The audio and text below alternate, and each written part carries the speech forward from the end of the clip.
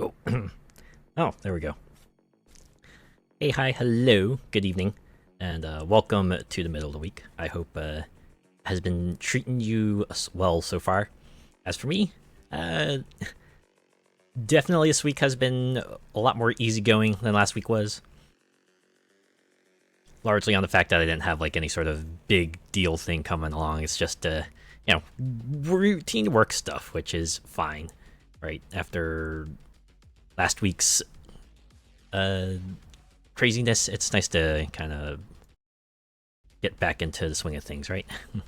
Good evening to you too, and good evening to you, Molecular Shadow Fox. It's good to see you as always. And as always, for now, as we have been for the past few weeks, we are returning to the Crew Motorfest. A return to normality, eh? Indeed. It's nice, right? Gotta have a couple of those in between your big events every now and then. It's nice to have that cooldown period. I know we've said it before, but it's always worth saying again. Excitement is good when it's meted out occasionally. But yeah, we're gonna do some more playlists. Yeah, I managed to buy some vehicles, got enough to open up some more playlists, so I've got a general plan for what we want to do here. So I got 3 open so far. We have electric vehicles, bikes, and Drift Experience Volume 2. I'm thinking about going through this in reverse order, so we'll go through drifting again, get that finished, and then we'll check out bikes and then wrap up with Electric Odyssey. How does that sound? This is what is on this week's itinerary for Drift Oahu. So let's say we get this show on the road. Sounds like a plan. It's good to hear. Oh yeah, I changed my outfit too. Switched off from the hoodie, as cool as that was. Managed to get the Made in Japan reward outfit, so I'm like wearing the top part of that. Look at that, the hoodie like glows in the dark, kinda sorta, and it's like a longer jacket, which I think pairs well with the shorts and boots I'm wearing. I don't know, I like it. I'm personally a fan of like the shorter bottoms and the longer tops kind of style. I don't know what it is. Maybe it's like the whole contrast thing. I'd so wear that in real life, as would I. Oh man. I don't know. I guess it's like that mix of comfort and I guess cuteness.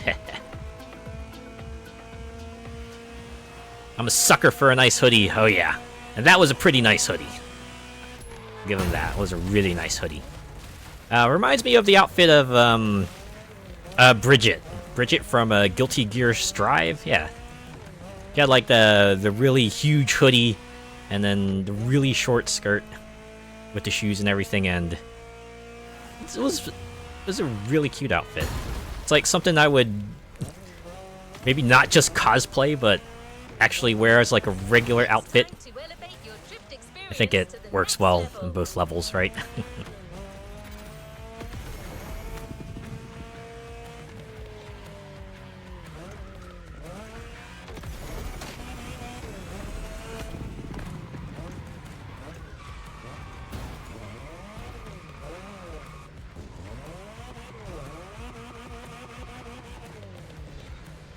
Also, if you don't mind. Oh, if you don't mind, I'm gonna make some detours and collect some art along the way. I actually did that like a little bit off stream too. It's not too bad in a game like this where you can just switch to a plane and then just fly over the entirety of the island, and once you see like some uncollected landmarks, you just go over them, hold A, and boom, collected. A cute outfit for shopping. Oh yeah, absolutely. That's a kind of the kind of outfit I would wear if I were out and about. Something that would give me like a whole lot of confidence while I'm like out shopping, you know? It's like when you look great, you just feel great, and that just kind of permeates through the rest of yourself. The vibes just kind of emanate from that, and then it's like a chain reaction of good feelings. You know? Get that serotonin boost, I know, right? Certainly seen it happen the other way around, too, where... You know, if I end up, like, you know, not dressing up or anything like that, maybe my mood is a bit more on the downside. I don't know.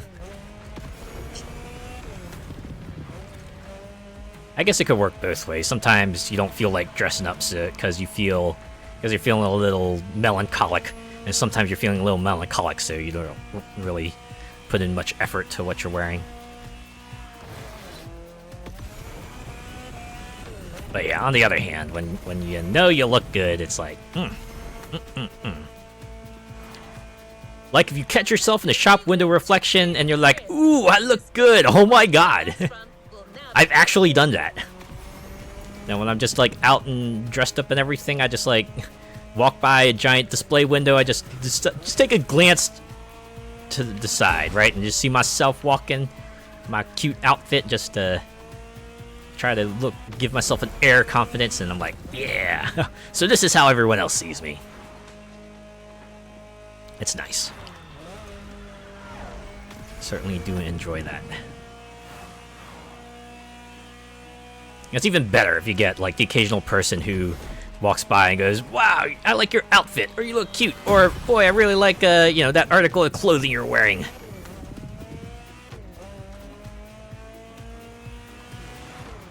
Sort of affirmation that will boost you easily, or boost me easily through the rest of the day.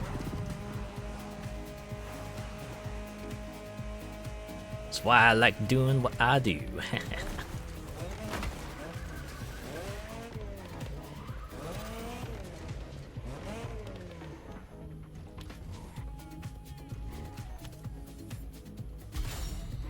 I've never had that happen to me before. It can happen for a variety of reasons. Right, and that doesn't necessarily have to be like, you know, a really cute piece of clothing. Sometimes you just might have a shirt that says something really funny on it, or maybe it just has like a you know, a particular property, like a movie, show, or comic, cartoon, whatever, that someone might really like. Like, I remember one time I was walking through the city, and I saw some people wearing, like, I think purple parrot shirts from Legends of the Hidden Temple, so of course I had to go call out to them and say, wow, your shirts are awesome! Because, well, they were. You know, all they had to do was just order their shirt and then wear it. It was great, too, because I think it was, like, a group of 4 people, and they all had the purple parrot shirts, so I had to give them props for that. Not only did they wear the shirts, they also coordinated like a group outfit for it. Oh, I keep on driving away from where I'm supposed to go. There's like so much stuff around now. It's pretty much like the Elder Scrolls effect, right? You set out into the main world. You're like, all right, time to do the main quest, and then you see like this person over here is like, wait, I need your help. So you go help them out. Do the side quest, and then you go try to get back on track, and you're like, oh, a side dungeon. You go explore that place and get the loot, and then finish up. And like, all right, now we go. And then you're like, oh, wait, I gotta sell this loot, and they got this item here that is leading me to this other location, and you just end up getting so sidetracked that you end up doing like a ton of side quests, and you haven't even finished like step 2 of the main quest. It do be like that. Closest I've had that is I've been wearing band merch and it's caused a convo to start up because someone's gone, OMG, I love that band, yeah! That's the kind of thing I'm talking about.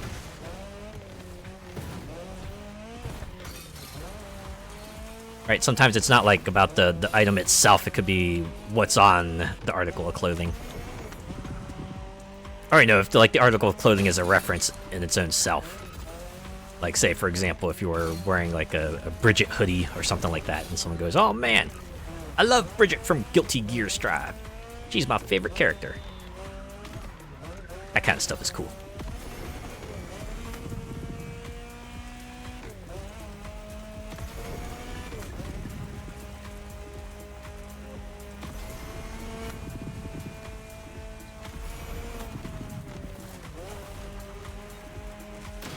Though that does remind me of oh, I need some hell of a boss merch. I'm sure they've got that. Do they have that? I know it's a web series, and I know it's been out for a while. I guess if anything, there would be like has-been hotel merch, because that's the Amazon Prime series, right? Experience too is a perfect marriage of sightseeing and skill. The more difficult the challenge, the more beautiful the sights get. Oh. Right into a river. Yep, plushies, clothes, mouse mats, etc. All sorts. The usual spread of merch. I think it's one of the things of being in the VTuber scene for a bit. You see a lot of those, especially plushies, clothes, and mats. It's like that, and of course acrylic stands, and maybe button badges, maybe keychains. Probably like some sort of paper item as well, whether it be like a postcard or a card, or I've seen someone like sell pseudo tickets. That was interesting. All sorts, yeah.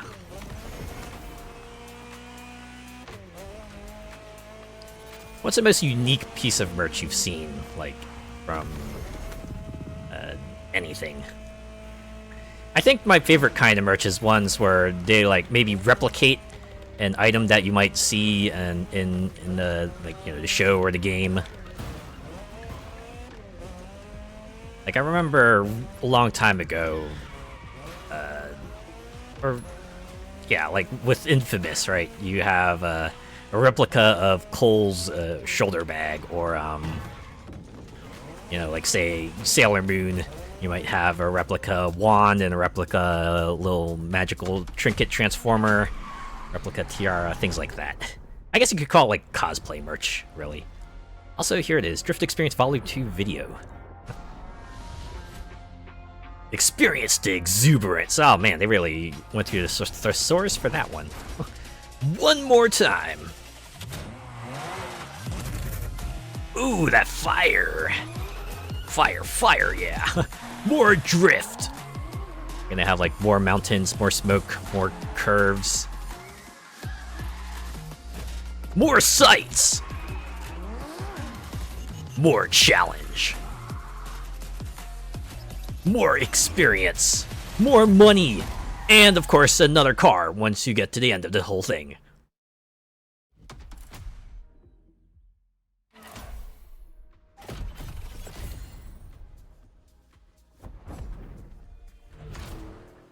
This, of course, means more events, more skills, and another start point. Not that I need it, because I have fast travel.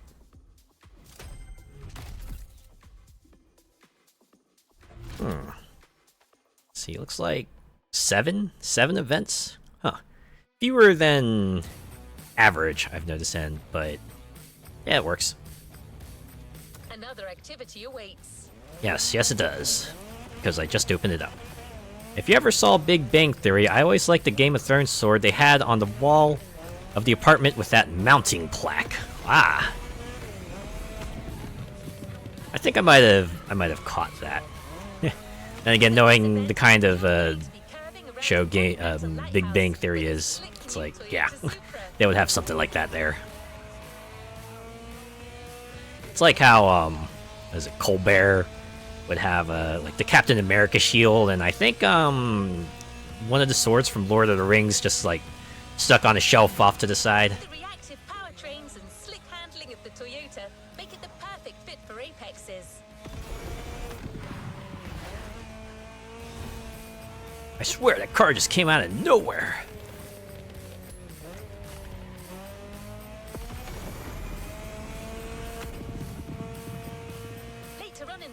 I imagine Big Bang Theory probably has like other sorts of just props set up in their rooms everywhere. Oh wait, no, that's not it. Would love a replica of that extendable staff the Predator had. Ah, that would be fun. I imagine that would make a nice fireplace display. Could put that on the mantle, make a nice conversation piece. The right elements are there. The speed, You know you're in for a good time if someone points to the staff and is like, "Oh my god, is that the Predator's staff?" Here we go. Event number 1. Look at that snick. The speed of light, huh? But I thought the speed of light was like ill-advised if you want to get if you wanted to get a good drift going. But might be just me. Time of day, you're hardly going to get a spotlight, but the lighthouse is an iconic location. So we built a whole ass floating track around it. Oh wow, yeah, this thing just kind of drifts naturally. Watch for the turtles. You know they gave this place its name. He had some cool weapons, yeah. Predator did have some cool weapons. I remember watching was it the one movie Prey because my cousins just had it, decided to bring it up because you know they thought it was like pretty rad, so they wanted to show it to us. And there was another weapon I saw there. It was like some sort of dart launcher, right? It was like had a laser sight and stuff on it too. If I remember correctly, there was like a throwing bladed weapon he had too. Might be misremembering things though.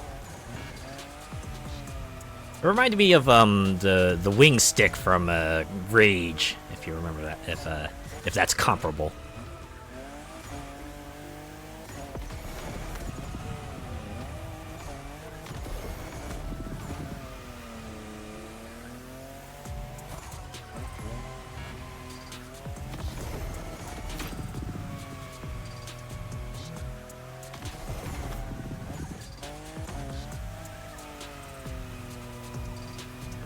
Razor Disc was a good one, I imagine. It's a perfect kind of weapon to have for like a sort of a thriller movie. The kind of thing you can just have come out of nowhere and just absolutely take someone out. I imagine they probably did do that.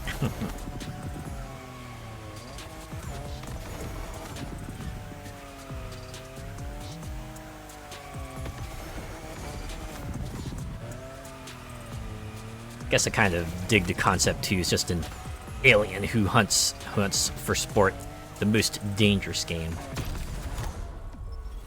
They're looking for a challenge, and they found a challenge with humanity. At least that's what I've gathered. I could be off.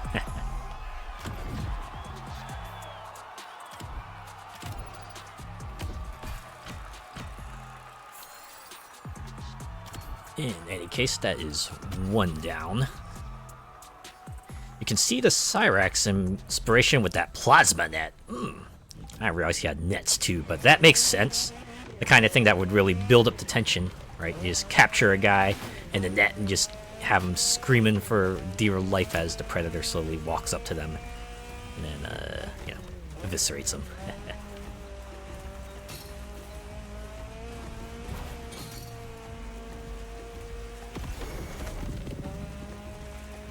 Mortal Kombat and Cyrax. That was, I think, my favorite depiction of Cyrax might have been in Mortal Kombat 9. That was like the 360 PS3 reboot that followed Armageddon.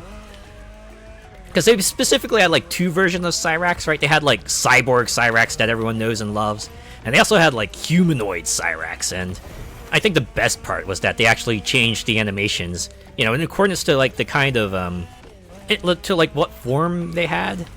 Oh, we're in ad mode, so oh wait, no, it's ad break starts in a minute. So let's see if I can finish this up. But yeah, like for example, like when Cyrax had the plasma net move, you know, robot Cyrax would obviously shoot it from his chest, but human Cyrax actually had a different animation, so they made it look like he was throwing the net. And I thought that was like pretty cool, right? An attention to detail that makes the character feel a bit more believable. Like if they had human Cyrax like shoot a plasma net from his chest, sure, whatever, but the fact that they animated him throwing it, that was pretty cool. Love how they made him Rasta with the dreads. Yeah, that was pretty cool too. I always felt so sorry for Cyrax being trapped in Jade's desert. Oh yeah, I remember seeing that. Is it Mortal Kombat 3? Yeah.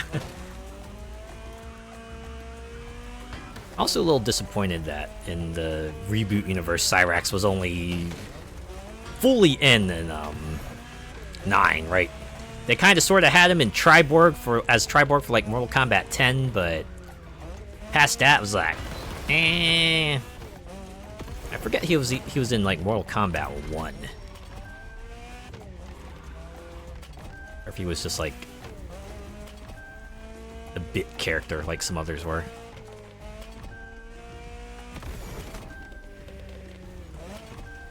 Sector was a better fighter overall, though, for me. Oh, yeah.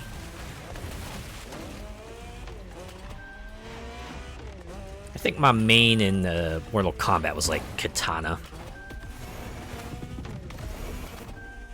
I think I kind of resonated with her band game a whole lot. Alright, now we're in ad time, so I'm just gonna hang tight. Oh, thanks to that bullseye, I overshot my target. So we're gonna drive back around. See, this is what happens when you kind of hit all the side tracks. The end result of just getting all the skills opened up. Of course, we still have 4 playlists, so we don't have every skill, we don't have everything opened up on the island just yet. But we're getting there. By next week, we'll be there.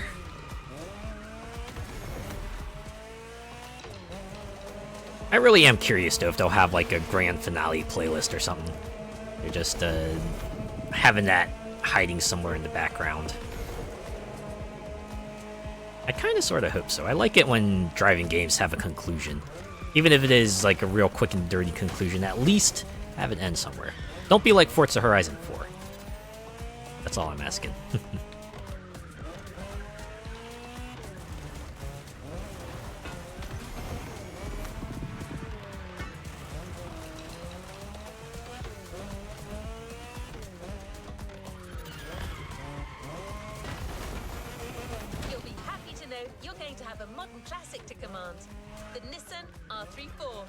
R34. I think I've heard that car in the drift scene a lot. Pretty sure my friend talked about it once.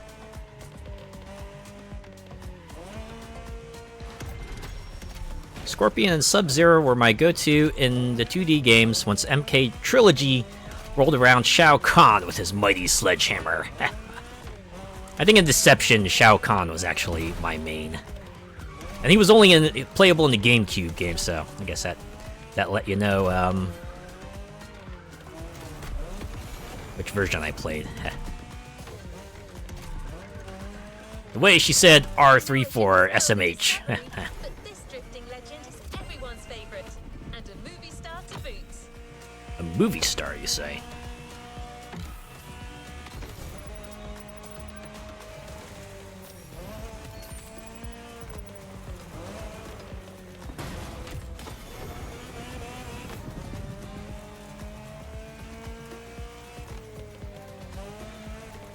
They really dropped the ball with Mythologies. That game was really bad. Still,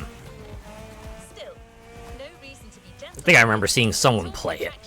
It definitely was awkward, because they tried to make a whole platforming game, but they kept the fighting game controls, and those two don't work quite that well together. Right? When you're doing platforming, you kind of want something a bit more fast, responsive, and, you know, exact. Right? And fighting games usually don't quite have that, especially in, with regards to jumping, right? Jumping in fighting games tends to be more of a very exact, very consistent stance, while when you're doing, like, platforming jumping, you want to have some responsive controls, unless, you know, it's not that kind of game. No auto turn when you jump over an enemy was a huge sticking point. Yeah, there's also that too. They took out the stuff that fighting games would have that, you know, would just made things a lot more difficult. Yeah.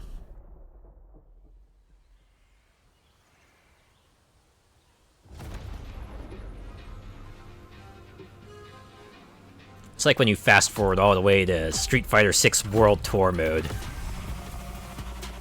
The way they handled, like, the World Tour fights there, they did a pretty admirable job of it, right? The location still fighting game style like Street Fighter, but when you handle multiple enemies, you know, it wasn't quite as annoying.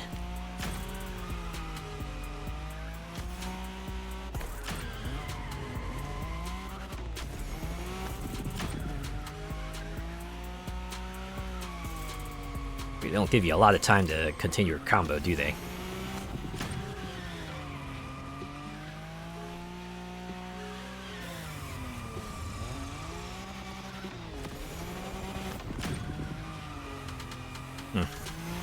It does make me wonder if NetherRealm ever tried to maybe do a modern version of a sort of like a Mortal Kombat style beat 'em up. Would they be able to pull it off? I feel like they managed to kind of learn a lot of lessons in the interceding years, right? People might have made fun of them back in the day for their fighting games, but I think since Mortal Kombat 9, they've been pretty well regarded with how they do their fighting game stuff, at least. So I think they might be able to pull off a beat 'em up. All right.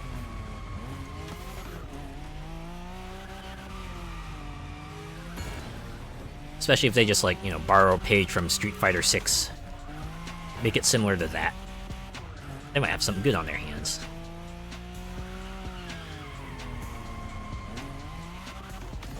But especially I'd like to see how, like, create a character would work in a Mortal Kombat game. Because I know Armageddon had one. I think that one... I don't know, I think people were neutral on that, as far as I remember.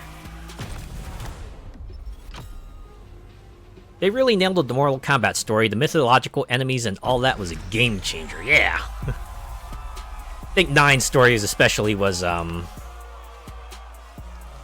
thing that, like, people really got drawn to, because, like, even before that, fighting game stories tended to be an afterthought, or at the very least, it's not something that was, like, the main focus, right? Like, the best story you would get would be, like, the beginning of an arcade run, maybe the middle of an arcade run, at the end of an arcade run. But then out comes 9 with a fully fledged story mode with cutscenes and voice acting and preset fights, and they actually managed to, like, connect all the first 3 Mortal Kombat games together in a pretty cool way too. And then the twists that they had from the original timeline, which was pretty neat as well.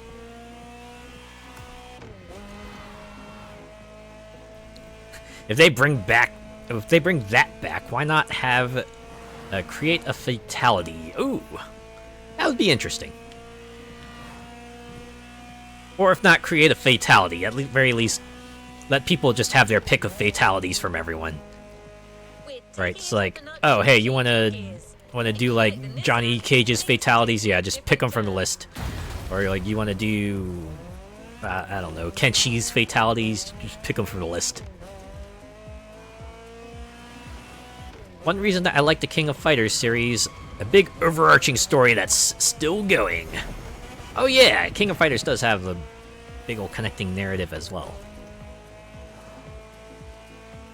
Yeah, their story mode is more like the visual novel style, right? But yeah, there definitely is, like, a canon to it. Right.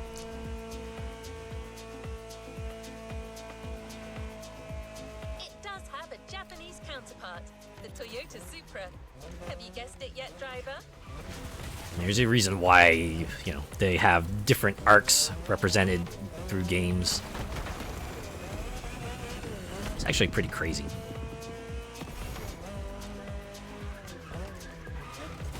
You know, even the teams have, like, a little bit of history behind them. You know, some teams will reform, some of them will have new members enter and leave, and all that. And they do have unique cutscenes too, right? If you beat the game with, like, a canon team, they'll have themselves a unique cutscene. And then they also have, like, special teams that aren't the established teams in that game, and if you put them together, you might get another cutscene on top of that. That's pretty cool.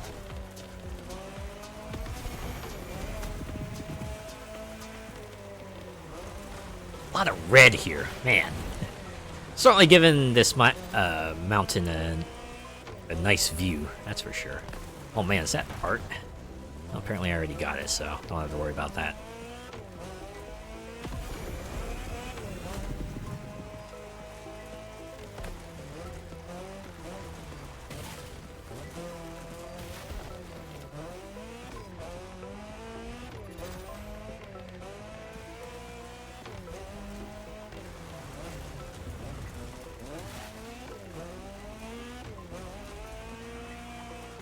I guess the other story mode that I thought was like kind of sort of amusing was Persona 4 Arena. It was great because there was actually like 2 stories in there, right? Base Arena had the first part of the story, which had the Persona 4 cast essentially going through like another dungeon of sorts, and then Ultimax came out, and that's when they started tying in a lot of other stuff, right? Brought in more Persona 3 characters and kind of sort of continued where vanilla Persona 4 left off. Kind of sort of makes me bummed that there hasn't been a Persona 5 Arena yet. I thought that would have been a given, but maybe that might have been too obvious, and clearly Arc System Works are busy with other games, so maybe that's why it hasn't been made. We just might be on the horizon of a Persona 6. As far as I can tell, they sort of had leaks around that, so... I always like the special fight intros to Capcom vs. SNK, like Rugal destroying a Guile statue, to add a dialogue and all that. Oh yeah, like the special fight intros. Yeah, those are fun too. Right, instead of getting like that canned intro dialogue, you know, they'll have something different. Whether it be like unique dialogue or a whole new animation entirely. It's actually one of the things I liked about the later Mortal Kombat games. They wrote a lot of that, right? Like, between any 2 characters, you might have like a ton of conversations, and some of them are fun, some of them are serious, and it all adds up to be pretty great. Ah, dang it. I forgot that the cones reset the multiplier.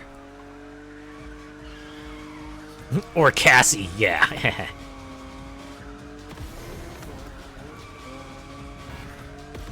That all makes me wonder, though. Are we ever going to get Injustice 3? For a little bit there, it looked like NetherRealm was gonna have a rhythm of, like, 1 Mortal Kombat game and 1 Injustice game, and that really only lasted for, you know, Injustice and Injustice 2.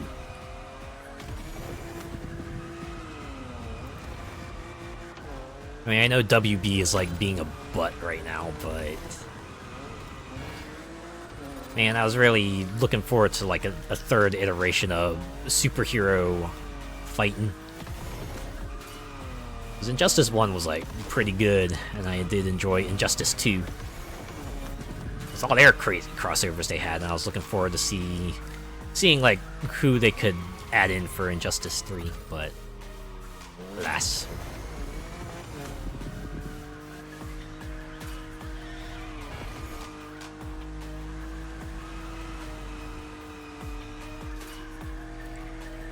Would love to see another Capcom vs. SNK or MVC. Yeah, MVC... The future of MVC is probably pretty spotty right now, but Capcom vs. SNK? I think people have been clamoring for that for a very long time. And, well, we can always hold out hope. I don't know. Like, it definitely was a long time between Marvel vs. Capcom 2 and Marvel vs. Capcom 3, so... You know, it could be like... just one day we just see, oh yeah, here we go, and Capcom vs. SNK 3. And you know it's gonna get the crowd absolutely wild.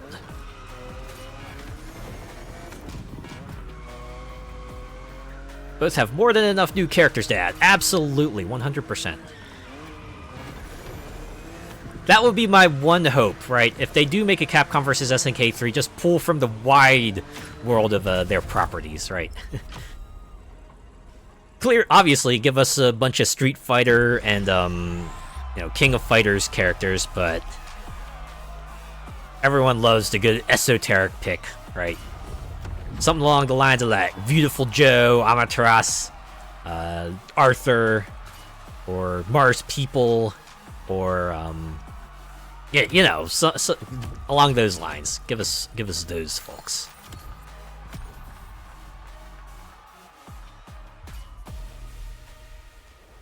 But for now, we can just hope, right? Although from what I've read, I think people have said that Street Fighter 6 is like another kind of revitalization of the fighting game scene. Much like Street Fighter was way back in the day, right? Metal Slug, yeah, absolutely. So who knows? Maybe with 6 kind of really knocking it out of the park and people kind of having their eyes on fighting games again. Maybe we might see something. Who knows?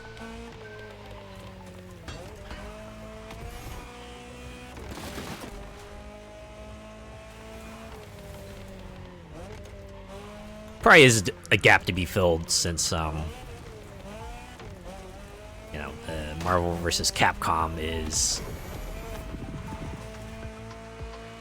maybe not as likely.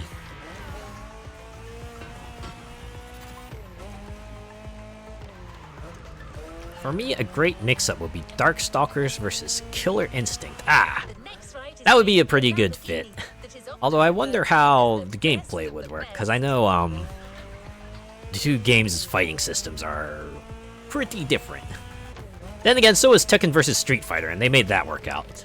Mainly by making all the Tekken characters fight like Street Fighter characters, but still.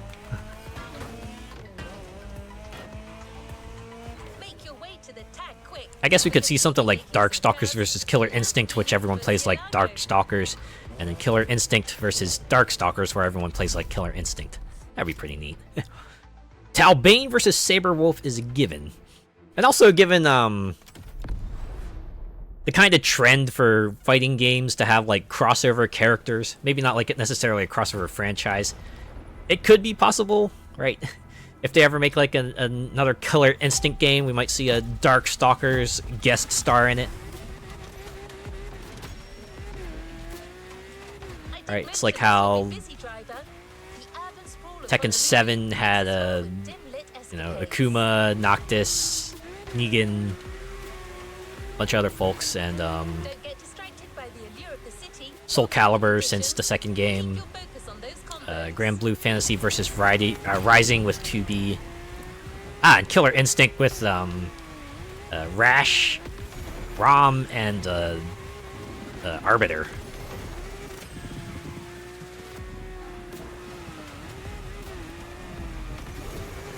Yeah, so even if we don't get like a full franchise crossover, we might get like a 1 or 2 characters crossover, and that's sufficient, right? Sadira and Jeddah, yeah. Or what about Mira, right? Because if I remember correctly, Jeddah is a vampire, right? And I think Mira is also kind of like inspired by vampires.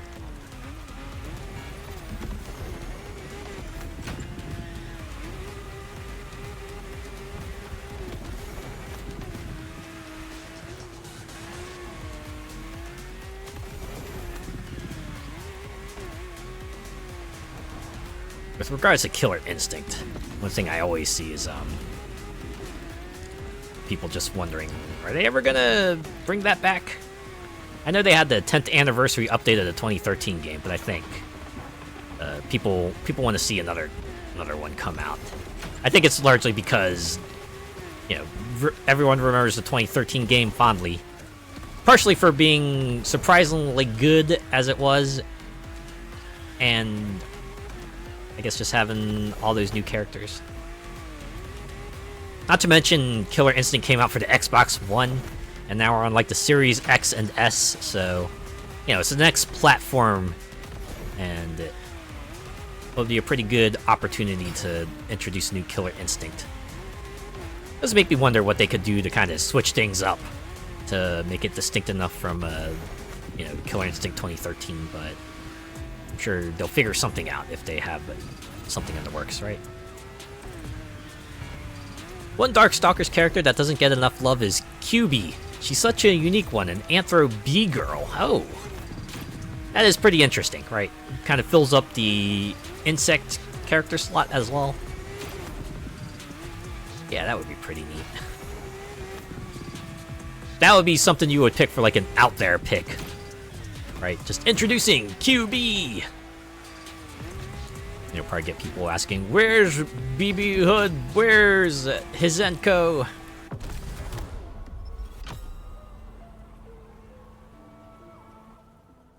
But still, I would dig that.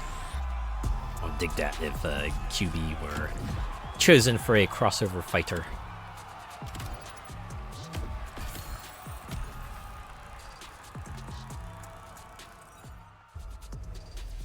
Yeah, with the insanely large sleeves with the blades. Yeah, she had like a ton of stuff hidden in there.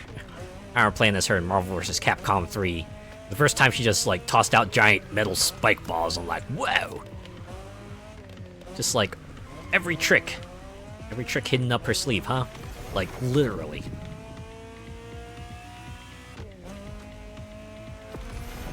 I'm certain you enjoyed that particular ride, but you'll need to keep that expert touch for what comes next. It would be a shame to not continue this trend driver, so Motorfest have prepared another supercar for another all-star performance. Another supercar, you say? I am ready for this. 12C is a perfect vessel for what you're about to attempt in the docks. A McLaren! Really just going up the ladder here. Although, we must have hit a peak, right? I wonder if they'll have us going back down. Just have us driving more classics or something.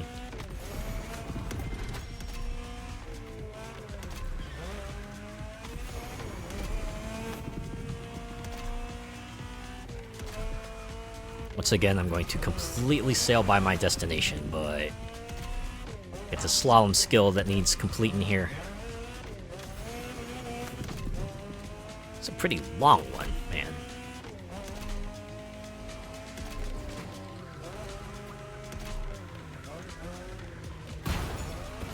Dang it. Anachris was always a fun one. His animations and sprites were really nice to look at. Oh, he was the mummy, right? I remember him in Marvel vs. Capcom 2. Definitely was a more unique fella.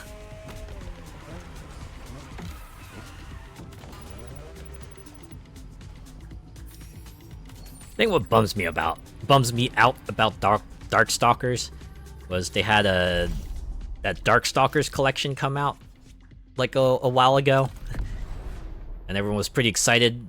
They bought it up, and I think later someone said that yeah, they were using the Darkstalkers collection to kind of gauge interest in Darkstalkers, and I guess it didn't do as well as they'd hoped, so they didn't go forward with like making another Darkstalkers game. It always bummed me out.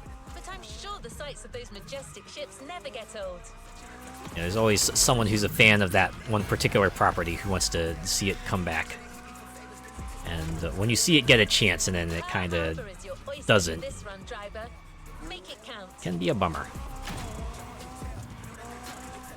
Did you ever see the anime they did? Wait, there was a Darkstalkers anime? Was that like an old one? Imagine, I for some reason I'm imagining this like being in the 90s or the 80s or something. Just having that sort of 90s, 80s goodness to it.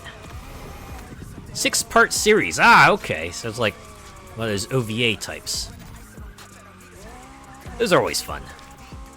Can always appreciate something that's a bit more shorter on the digestible side, something you can complete within a day.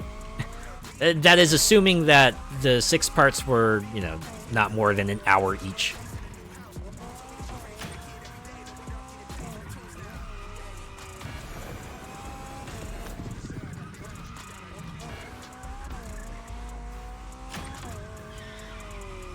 I'm gonna have to go look that up now. Check out the Darkstalkers anime. I wonder if they're airing that anywhere. Maybe I'll have to seek out alternative means for that. 97 to 98 peak anime time. Oh yeah. It's on YouTube. Ah, okay. I'll go look for it there. That is one of the things I do dig. Right, I've seen some companies do that where they'll just go, yeah, we've decided to put this whole ass anime series on YouTube. Enjoy, even if it's for a limited time. Like I remember when they put like all the dubbed Mega Man NT Warrior episodes on YouTube for a limited time, and that was a fun time. Even Battle Arena Toshinden got an anime.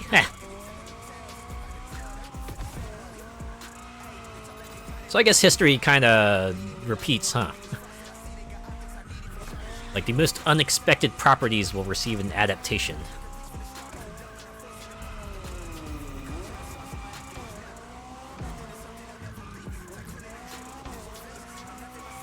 I'm sure there were other series like that. Fatal Fury, yeah. Like series you would never expect to get an adaptation, get some sort of adaptation. Even if it's like the loosest related one.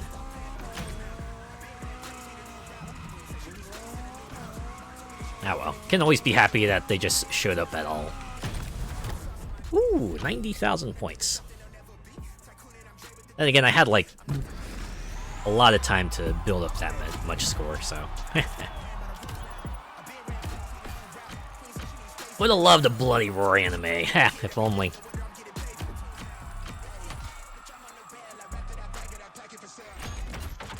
I wouldn't have minded seeing something like a Fighting EX Layer adaptation of some sort.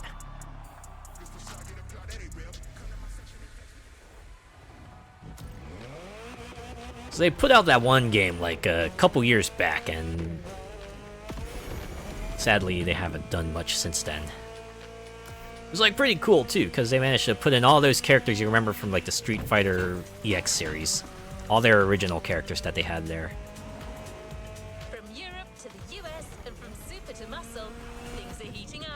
Not that I'm floofed biased or anything. I figured. That's why I always loved Felicia. She's a cat girl, right? The scoring objective just got bumped up, but the car you're going to be driving is not a typical drift affair. Yeah. One of the things I remember about the Marvel vs. Capcom 3, I think it was like on their website or something. When they had like the character portraits, right? They had the character portraits on the website. You had like the portraits of all the characters. I think everyone else had like a waist up portrait, and Felicia was like the only one who had a much closer close up. I couldn't possibly imagine why they wouldn't just do like a waist up portrait of Felicia. It really escapes me. Couldn't think of the reason at all. But my heart belonged to Morrigan. I'm sure Morrigan probably appreciates that a lot. I always liked that one super attack Morrigan had, where she just shot out like a bunch of missiles from her wings. That was always funny to me. Why is a succubus shooting missiles from her wings? Maybe they're made of love.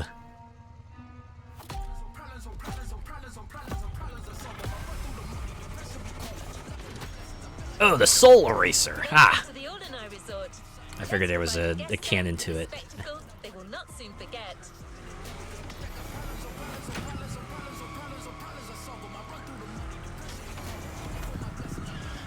I did like the other super she had, where she like just made a mirror image of herself and like just cornered the player on cornered the opponent on both sides, and you could just really wombo combo with both of them. That was a fun time. Sort of technical special for the advanced player, right? It's a cool effect, and if you were really good at the game, you could really mete out the damage with it. Easy does it. That was a brutal combo if the computer used it, I imagine. And again, the AI in fighting games is always... it's always nuts. Well, I shouldn't say always, but most of the time it's like nuts, right? Just pull out every trick in the book.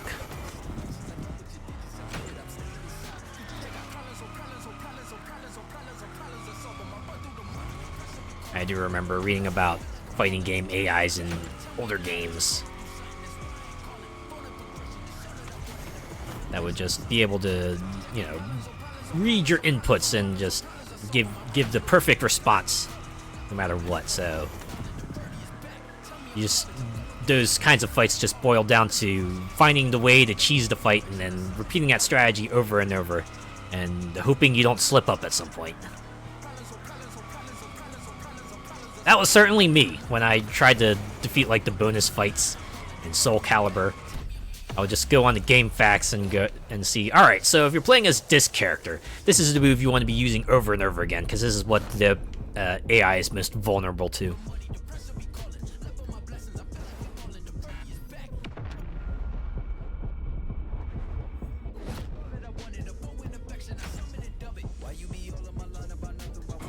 And we're in ad break time again. So you can enjoy yourself another 45 seconds of drifting and then probably like 45-ish seconds of results and post-racing, post-drift driving to the next destination.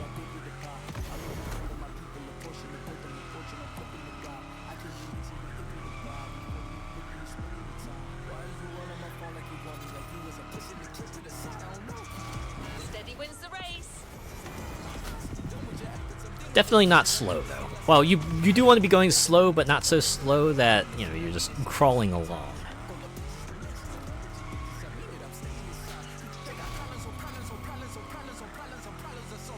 That advice really does apply for drifting, though, doesn't it? You really do gotta be steady, especially when you're on a track in the air. Granted, the track is pretty wide, so you're highly unlikely to fall off unless you're someone like me who can't drift worth shit.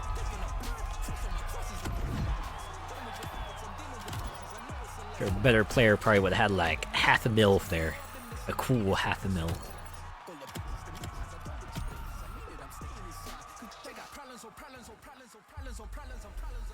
We now return you to your free roam driving.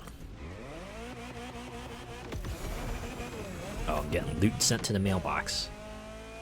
It should hold out, right? If I do like another several-ish events. I imagine the bikes, at least, I'll be able to hold on to the parts and not have them go to the mailbox. BB Hood could be a total bitch to deal with if she hit that combo when that group of huntsmen would shoot the crap out of you. Oh yeah. That was always annoying. You just get hit stunned and you see your opponent just combo you. And they end with the super and you're like, oh my god, I'm in for a world of hurt. Granted, it doesn't hurt quite as much, but still hurts. We now take the opportunity to celebrate all the mastery. Lost a lot of matches to Jeddah with that super combo he used with those hands that came up from the ground. Oh man. Always feels like there's that one move that you always dread because you always seem to get caught by it no matter what. Even if you try to learn to anticipate it, you end up getting caught in it anyway. It stands to reason that the car you get to drive for the final challenge should be your reward.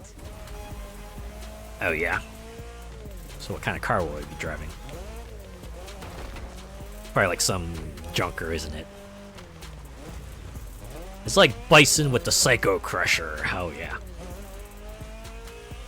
Or like in Dissidia when you're fighting against Chaos and he uses one of his brave attacks on you. Something like that.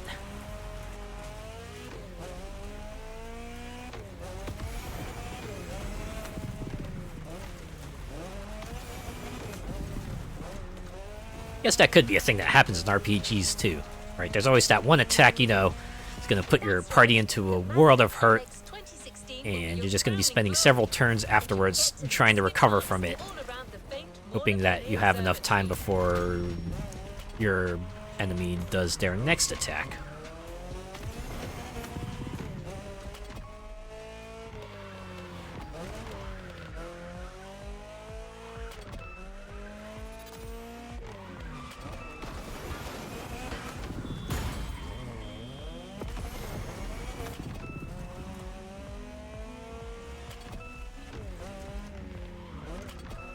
God help you if you get caught by God Rugal's raging demon. It's game over at that point.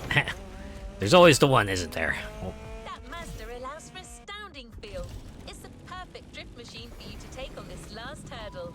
Good luck. thank frick I learned how to real-time vehicle switch. It's done wonders for these kinds of skills, especially the ones where they want you to switch vehicles mid-skill.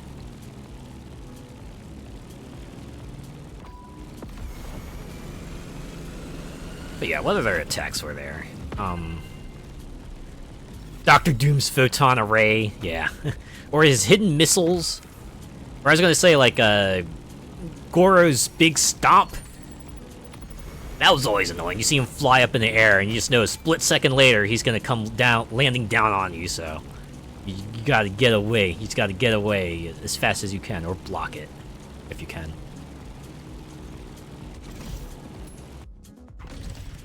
Boom!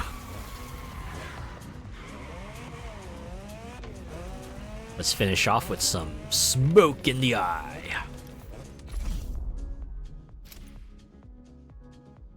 Oh yeah, the stun you got from Shao Kahn's hammer. Right, it's not the hurt that you get, it's the hurt that you know is coming because he's gonna be smacking you up some more. So this is the car we're getting, huh? Yeah, look at that livery. It's very spray paint looking vinyl they got there. Odyssey and Motorfest thought that the second drift experience should crescendo around the observatory. Not only is it a landmark site on the island, but we're gonna drift to the moon, baby! Is that what you're gonna say?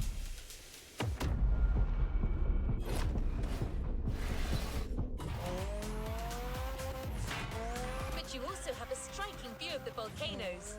Indulge us with your excellence, driver. Oh yeah, I guess. Was Drift Experience Volume 2 like a post-launch playlist? Considering Kara, like, narrates the whole thing.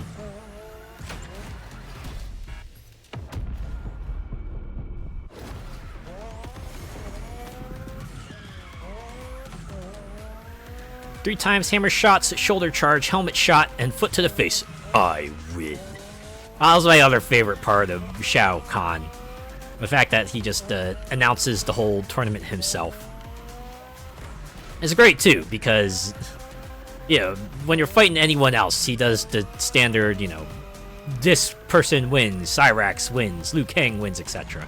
And you get to the final boss and he just says, I win.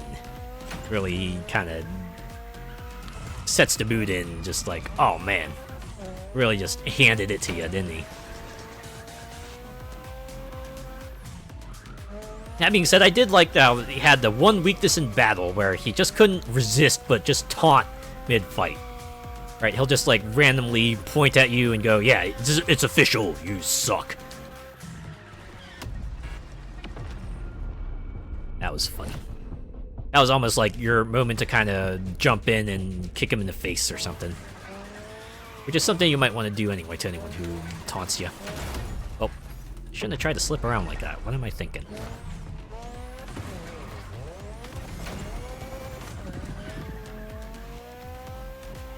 Man, what is it about you suck that made it like a rather common taunt to hear like in the mid-aughts? I don't know if it's just because it's like just how juvenile it is, right? Not to mention the context would be perfect for it, right? Your opponent messes up and you just go, you suck! That really would hit someone pretty hard. I just remember that being an Unreal Tournament. Because Unreal Tournament had the whole taunting thing, where if you killed another person, your character would just let loose a taunt. And you suck was always a common one. So simple, yet so effective. Really gets the point across in just 2 words. Right? They suck. That's that's the long and short of it. It got replaced by Get Good. Oh yeah, that. Makes sense too, right? You're just like, ah yeah, it's that easy. All you have to do is get good, right? Just get better. Be good. Stop sucking. guess along the same lines as skill issue. Which makes sense too, right? Try to make it sound all scientific and stuff when it's really just like, you know, another base thing. Just like, oh yeah, no. The problem here is that you lack ability. Although these days, I think I see more people use get good and especially skill issue in like a sarcastic manner. Usually in situations where you can't reasonably expect someone to, say, get good or improve their skills in some way.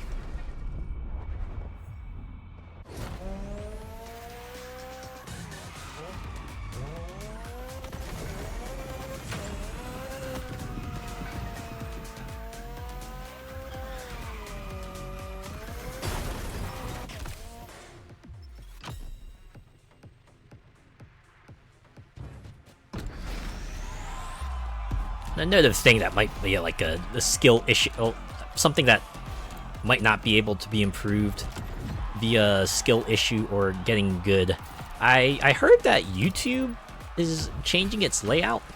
I remember reading that somewhere, like some people are getting a new layout.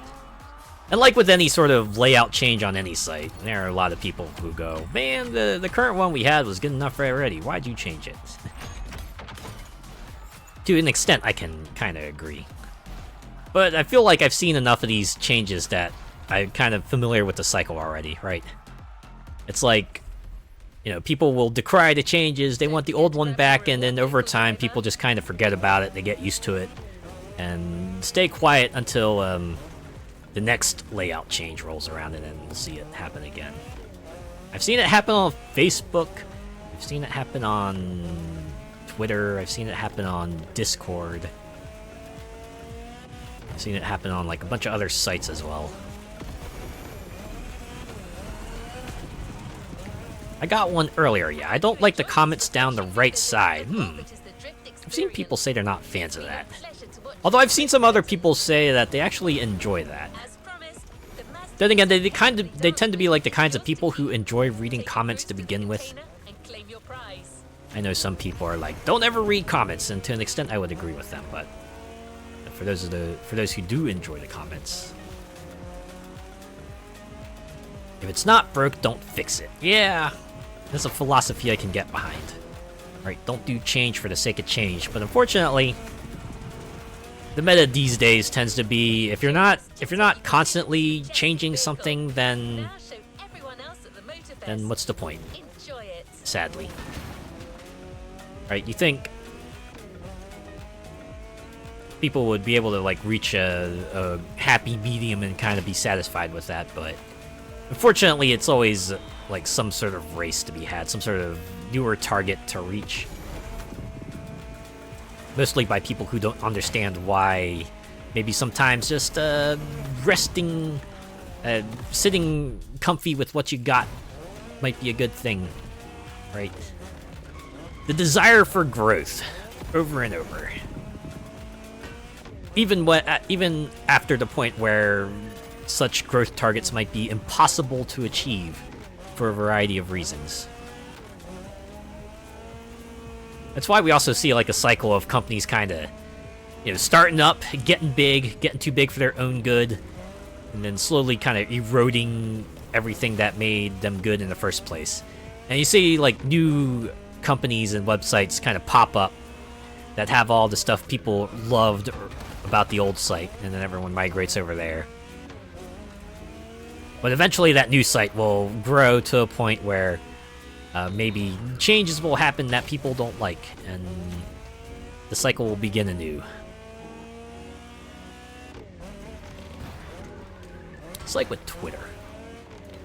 Like, Twitter had two changes fairly recently that people weren't fans of.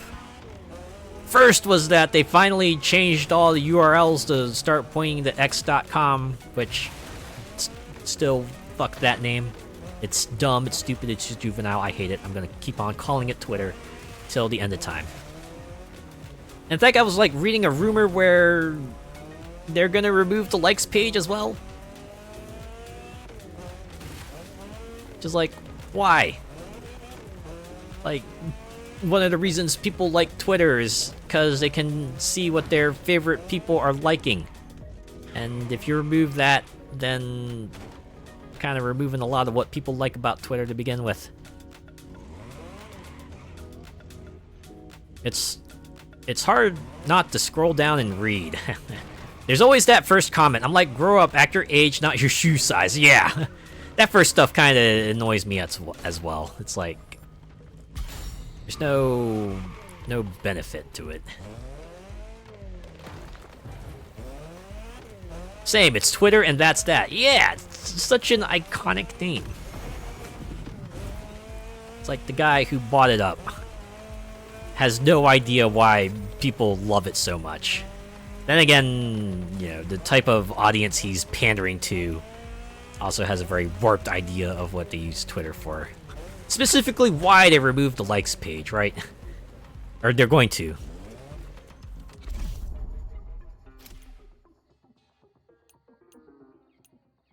Wait, nope, I'm at the wrong thing. I need to go all the way back. Whoops. Yeah, the whole premium thing to make your likes private.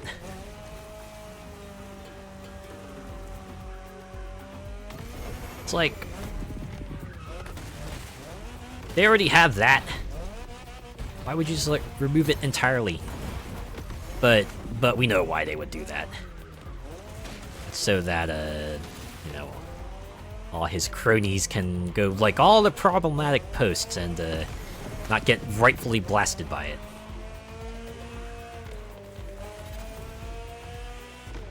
It's like we desperately need some sort of alternative to really take off, something to kind of get everyone off of that place, because it's very quickly becoming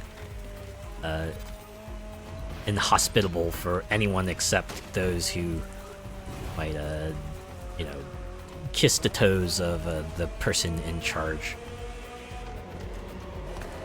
It's maddening in a way too, right?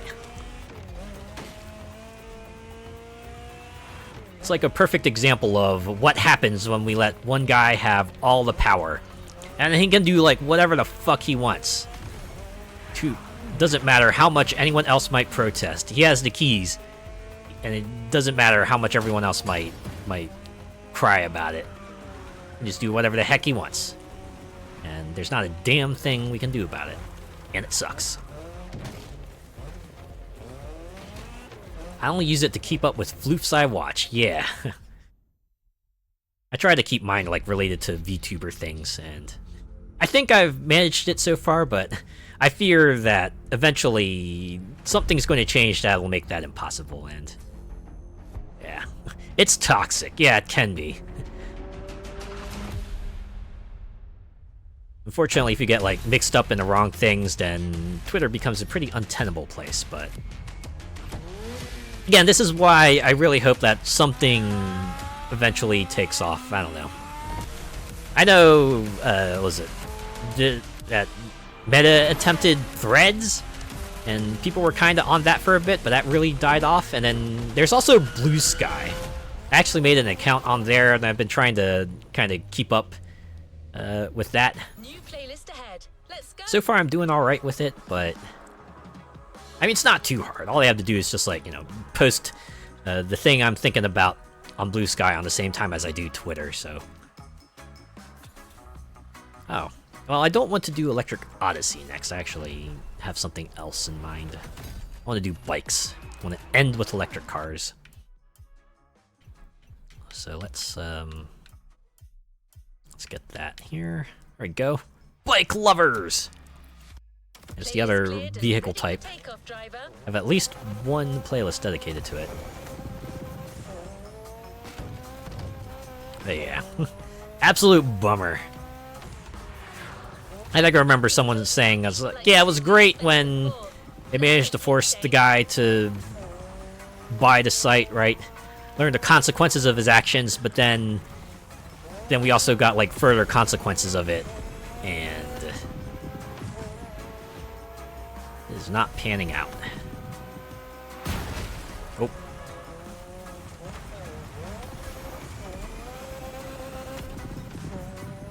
The next playlist is. Oh, hold on. That's strange. I'm getting some notifications. I think someone is trying to them. Wait. We're getting a hacker for the bikes playlist? I feel like that would have been more suitable for Electric Odyssey. Don't know what that was. Hmm. As I was saying, Are you gonna get this interrupted playlist again? is one for those who enjoy being close to the action. Oh, okay. More bikes.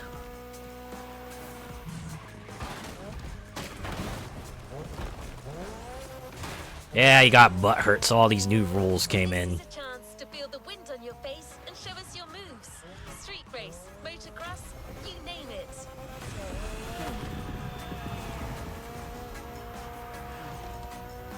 Yeah, it's like why you can't easily view retweets anymore, or why views is now a statistic for some reason, or why, just a bunch of things that would not have any sort of benefit except to soothe his bruised ego.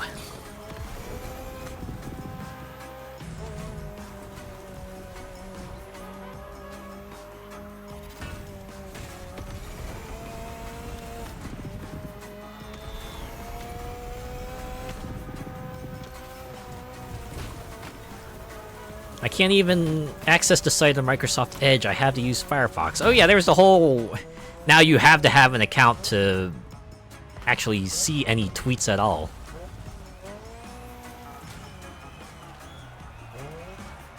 Anyways, let's take our minds off of that for a bit and watch this Bike Lovers opening movie.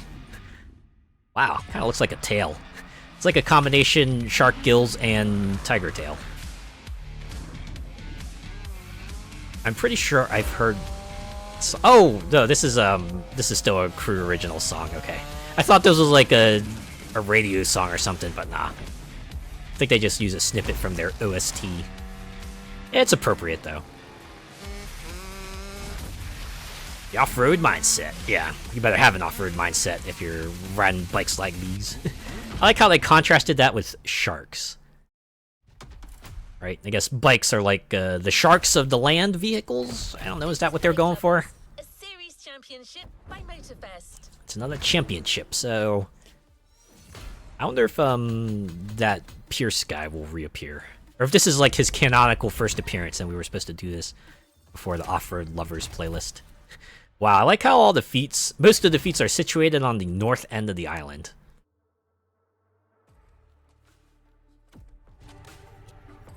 Can see you rocking a bike with a leather jacket and all that. Oh my god. To the next objective. Yeah, get me a leather jacket and a leather skirt.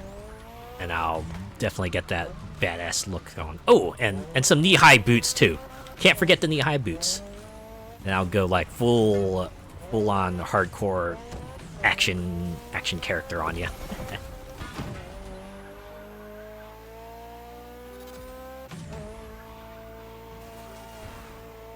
I guess you could think of it like a Tifa outfit. It's like a Tifa outfit with a jacket over it. I'm thinking of something like that. Let's get to the tag, and if you don't mind, I'll do the talking this time.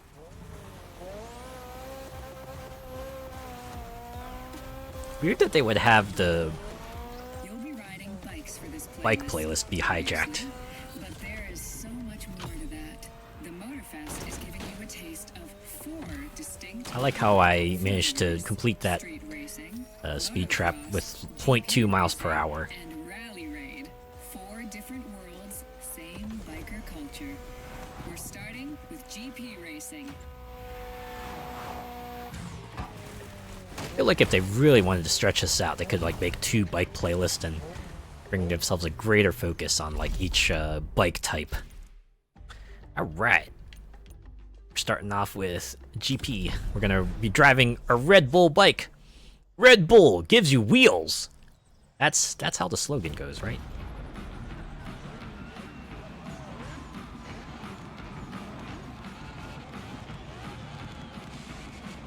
Man, now I'm getting like Sega GP feels from this. Good lord.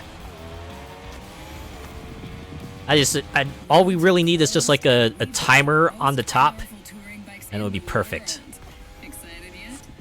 Super hang on, yeah, I think that's what I was trying to go for. Yeah. Holy crap. Don't be afraid to We even got like the wide roads and everything. My god, this is taking me back.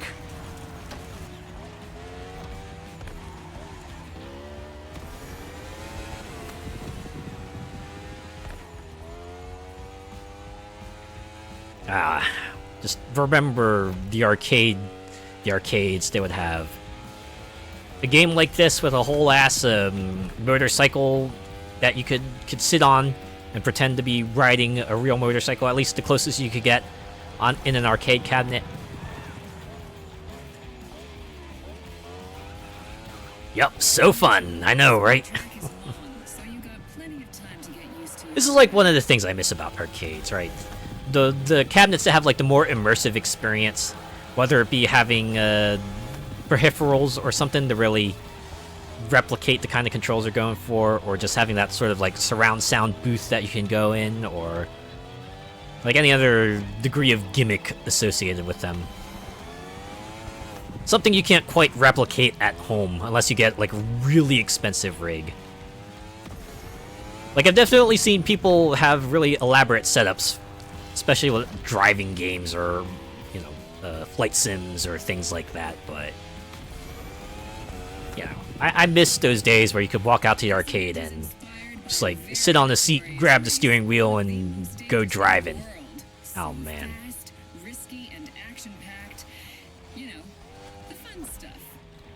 Kinda reminds me of Road Rash 3D and Jailbreak. Imagine it reminds people of a lot of things.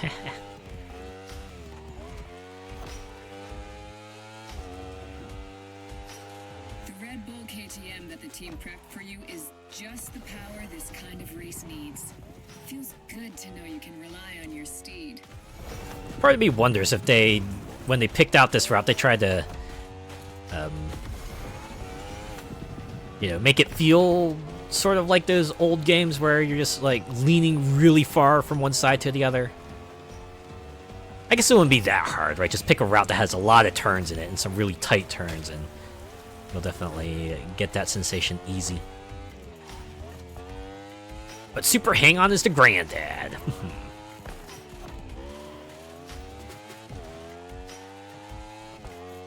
Now part of me wonders if, like, Super Hang-On is playable in a Yakuza game somewhere.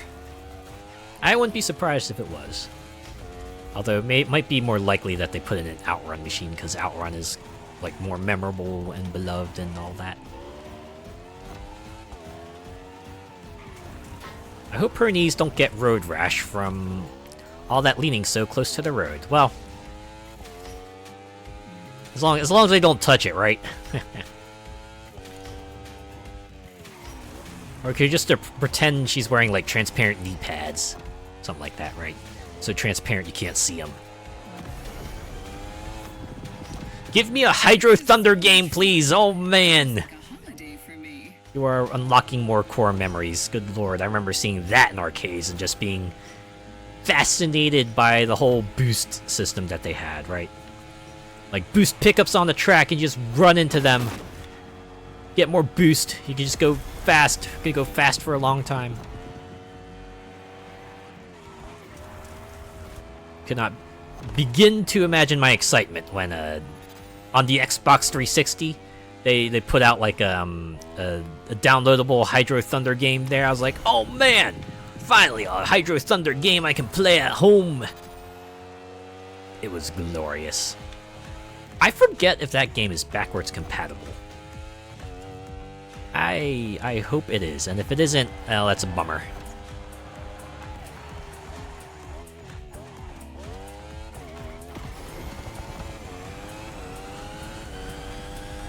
Speaking of Xbox 360, I know their storefront is shutting down soon, so I really gotta perhaps take one last look at that place and make sure I've got everything I can from there. Especially the games that are not backwards compatible. I should at least pick those up.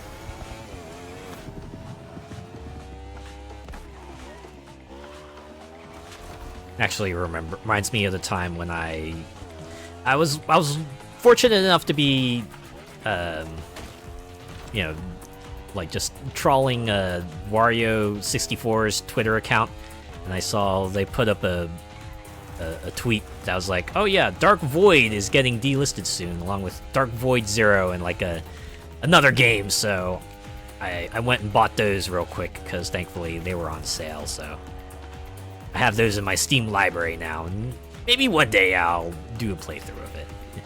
Certainly have that on my to-play playlist along with the other like hundreds or so games I stuck on there. Storm Rider 2 with those Tron-style bikes you sat on. Oh, man.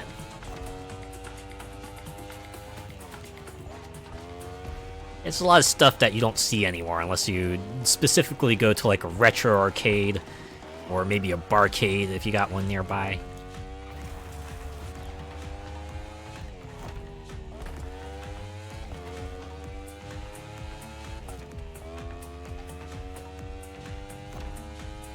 We are in break mode again, so I will super hang on tight and wait for that to end before I continue the conversation. In the meantime, I'll just marvel at these tiger sharks. I'm assuming they're tiger sharks because they're sharks with like a tiger pattern on them, and I think that's what they're trying to go for here. I'm guessing that's what the M was too at the, that video. It was a tiger shark M. I know I said this last week, but I really do like that they change up the M for every Motorfest playlist. Just make it fit the nature of the event at hand. I find that amusing. Kind of gives each playlist its nice touch, its own unique touch, and that's like cool. Wow, things got real serious real quick. How's that for a Oh my fun god. start? The poor soles of my boots. If I have to do that every race, then I'm gonna have to find a new pair of boots at the end of this playlist. God damn.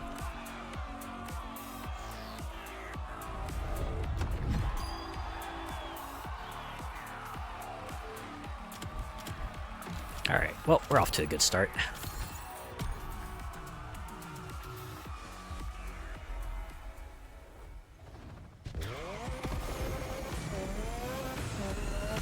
Ski-Doo game would be great too. Oh, you're talking about like the skee ball machines? I remember playing those a lot. Playlist. Patience, Kara. You'll have the comms back shortly. AIs, am I right? Anyway,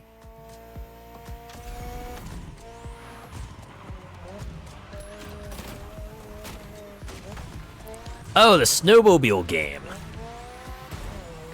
There's a lot of arcade experiences that ought to have like a home console release. But all we can really hope for is some enterprising arcade enthusiast picks up the machine and sets it up and maintains it at their place. Next trial is 100% off-road. A rally raid for us two-wheelers. Wasn't an arcade unless it had a Sega Rally machine. Oh my god, you are absolutely right about that. At least some sort of Sega racing game, right? Meet you there. Could be Sega Rally, could be Daytona, could be any other Sega racing game, but you need at least one of those there. Like either that or Rush or Cruisin'.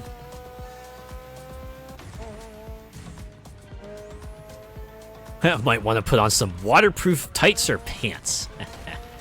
That might have been handy.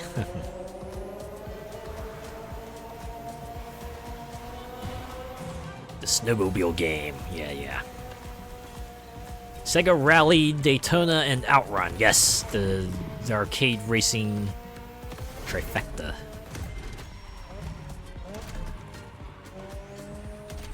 $18-wheel American Pro Trucker with the truck cab cabinet. Again, the kind of experience that might be harder to replicate when you're at home.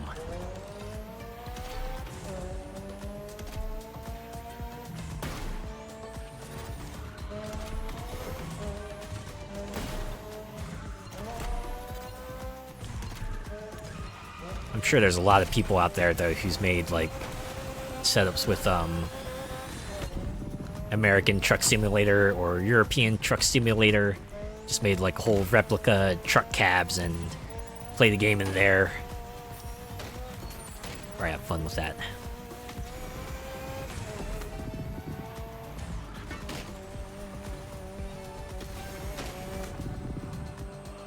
Honestly, I wouldn't be surprised if Truck Simulator had like an RP server where everyone just like acted, everyone would play out as if they were trucking out in the open world. That would probably be fun. NASCAR, oh yeah, NASCAR. If I had the money, I'd so pick up a Lucky and Wild machine. Heh. I always thought about getting an arcade machine myself, but I know those are large and require a lot of upkeep and can be expensive to maintain. So that's like that's kind of what's you know. Oh, and also I'm moving around like quite a bit too, so that's like the one thing that might be stopping me from just getting an arcade machine. There are, of course. I figured as much. You have arcade servers for messing around, and the rest are for sim. That absolutely makes sense.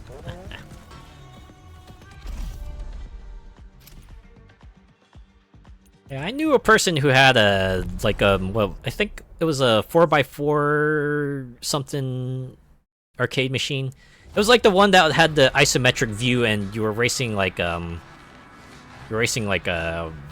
know, off-road cars through dirt tracks and stuff.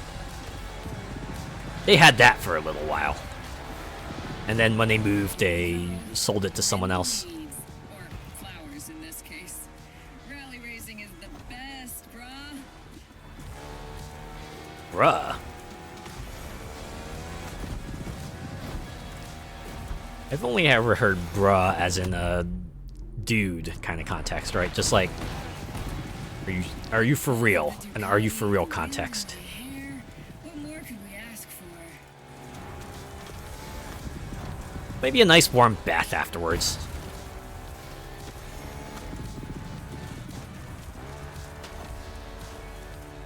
Getting dirty is fun, but what's also fun is just like getting clean after getting dirty. Wow, something that feels good about just feeling refreshed. Gives you the confidence boost you need to get through the rest of the day, you know? The sort of chain reaction effect on you, right? Clean yourself up, then you get dressed up, and then Your head up and your visor dirty. Yeah. The river is coming up soon. Woo! But yeah, you can also have a lot of fun getting down and dirty. Especially if you're like the type of person who is not allowed to do that. Right, it just really gives you the sensation that you're just letting loose, right? You're just out there, there's a big wide world, and you're just doing whatever the heck you want in it. It's a whole lot to see. Oh my god, look! Another tiger shark balloon. Oh, there's even 2 more ahead. But yeah. And you get moments like these! Oh, I thought that was going to be like a drop or something. But no, it's just lap 2. But yeah. Got to see these rolling hills and the trees, and man, you can just like smell the earth and the plants from here. Just imagine the great outdoors, and it must be a good feel. I can imagine it being a good feel. I'd come home with my school uniform all muddied up from mountain biking, and I'd get in so much trouble. And be like, didn't care, I got to have the time of my life.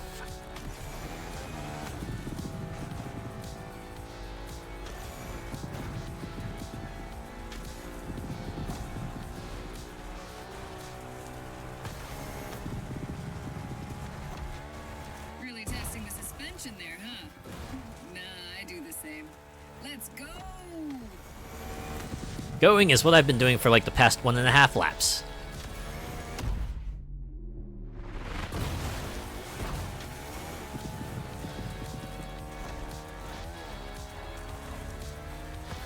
Get ready for the final push.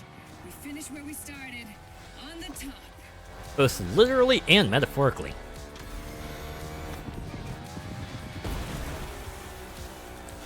I wonder if the festival has laundry services. I can't... I imagine they would. Don't let the sunlight blind you. We're nearly there. At the very least, like a big central place where you can get your clothes washed. Rally race Or at the very least, they give you like a handout. They're like, okay, you can go here to get your clothes deep cleaned if you need it.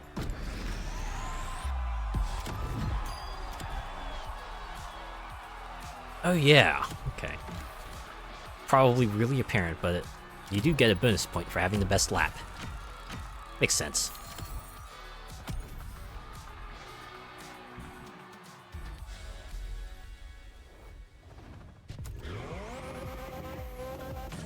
We're just getting started here.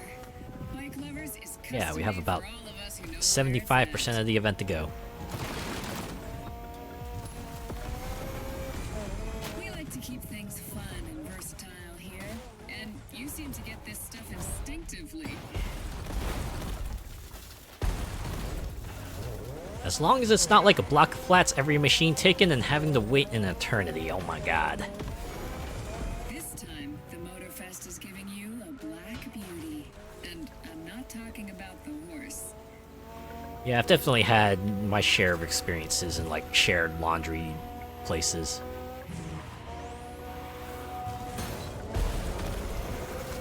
Thankfully, I think the current place that I'm at, most people... I never find myself lacking, right? It's never... There's never a situation where every washing machine and dryer is occupied. I do remember reading stories about back in the day, like... I forget where it was, but there was a college dormitory where they managed to set up like a website that students could go to and check like which washing machines and dryers were available and which ones were currently running. So that way you didn't have to go down to the laundry room to check yourself, and then, or you come down with like your basket of laundry and wait, why am I at the Liberty Walk? What is with me and these things? I always seem to go into the wrong event. I'm like that guy who calls for a ride share and then goes into like a car that is not the ride share that I called for, and then the driver just gives me a weird look and is like, yo, are you the person who's going to this place? Wait, no, I thought I was going to this place. Oh wait, I think I got into the wrong car, sorry.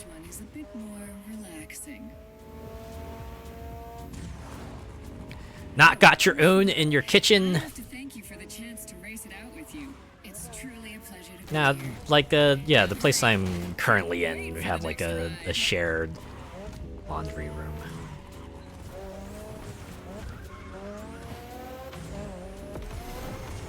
I feel like if I do seek out like a future place to kind of rent, I'll have to find one with an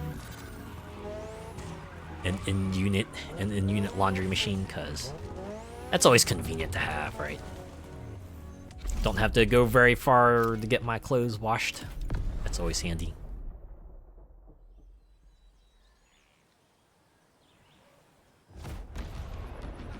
So at the very least, the one I'm in is like in the same building. There was one place I stayed at in college where if I wanted to do the laundry, I would kind of have to like haul my basket to a laundromat that was a few blocks away. And it was like something I got used to. Thankfully, I had my DS back in the day, so all I had to do was just like, stick my laundry in the machine, get it running, and then just wait there for an hour or so while my clothes get washed. I'll just play games on there, and I had a lot of games to play through. Those laundrettes just eat your money, that they do, man.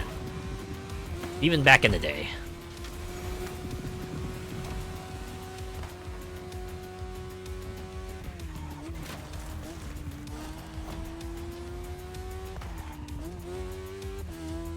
Yeah, I do remember back in the day always trying to make sure I had coins for the machines. Love it. Let's go. So I was trying to, like, you know, spend my bills in cash in such a way that I would have enough coins left over so I could stick them in the machine, because there were those old types where you would, like, you know, put your quarters in the required number of slots needed, and you, like, push the whole thing in, and that would let you start the machine and get everything washed. Ah, those were the days.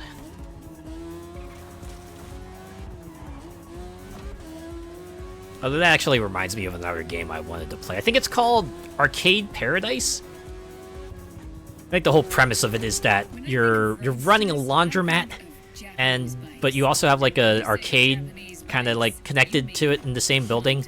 So the whole game kind of revolves around you know, getting money from your laundry side, and then using that money to play all the arcade games on your arcade side. I mean, sure, it doesn't make a whole lot of sense, but just roll with it.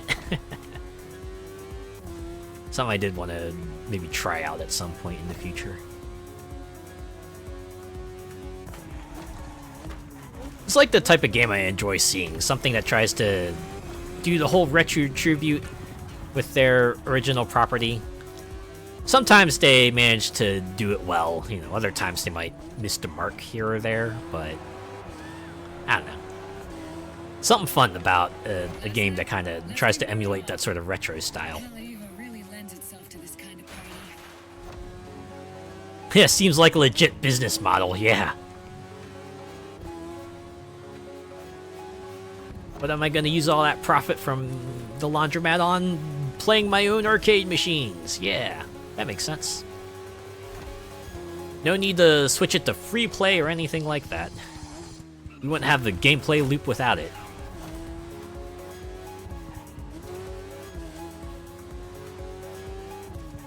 Although that actually reminds me of another game that I played quite a bit and I still revisit every now and then.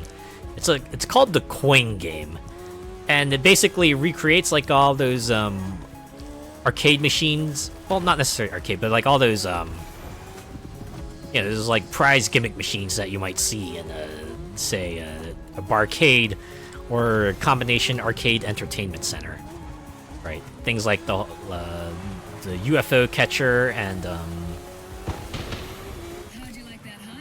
the block dropping thing, and the one where you have to try to stop a light at a certain spot.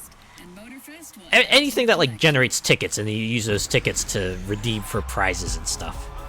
But the Coin Game has a mode, and they just call it like birthday mode, where they also include just a cash machine. It's like those wind cash machines where you get in the middle, and then the wind starts up, and then you see like dollar bills just flying around you, and you have to grab as many as you can, and then you can use that money to just play all those entertainment center machines.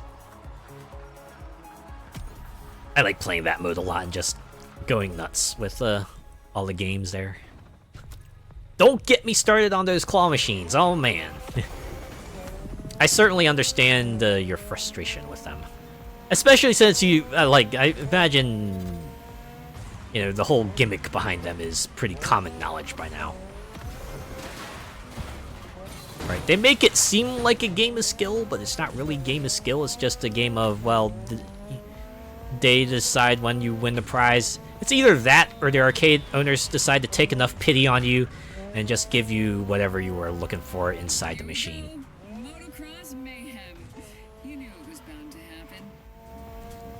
Always that one plushie that you just have to have, yeah, right? That actually did happen at an arcade I went to once with some of my friends.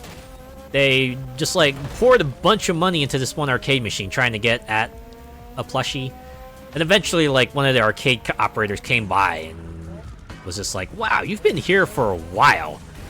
How many times have you tried it now? And they responded, and our operator was like, you know what? Which one of these did you want? And of course they took it out and gave it to him.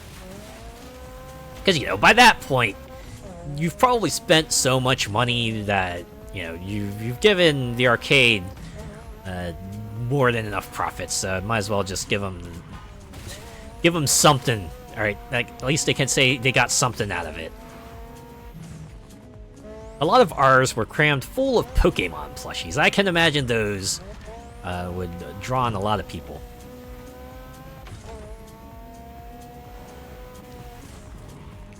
I guess that partially also explains why those online crane game sites tend to be like super popular.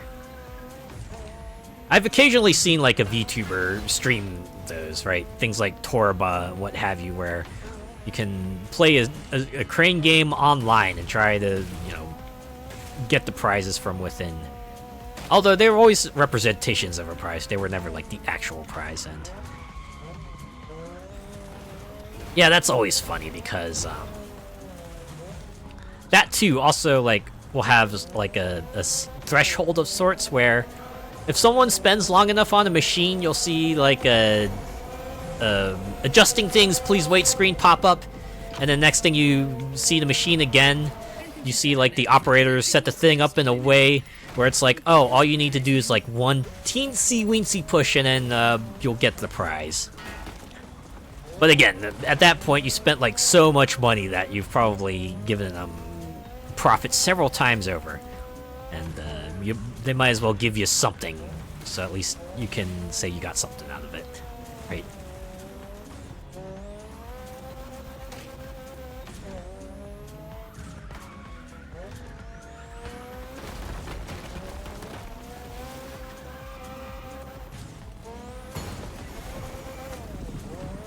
I don't know. Personally, I get my fill of crane games from playing them in Like a Dragon. Because like it seems like every Like a Dragon game always has the arcade that has the crane games, and I always try to go for like complete sets of items from those games.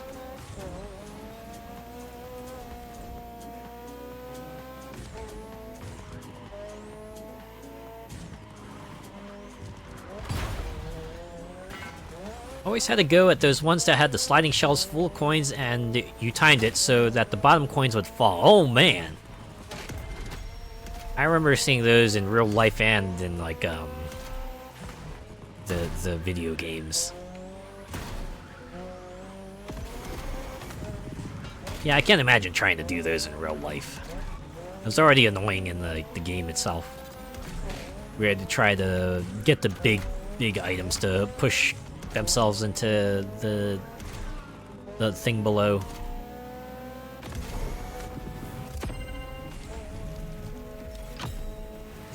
Oh, you have a whole game show based on that game. Wow. On the other hand, I can totally see that being a thing. That would definitely be kind of your big gee whiz set piece that would get all the people talking, that's for sure.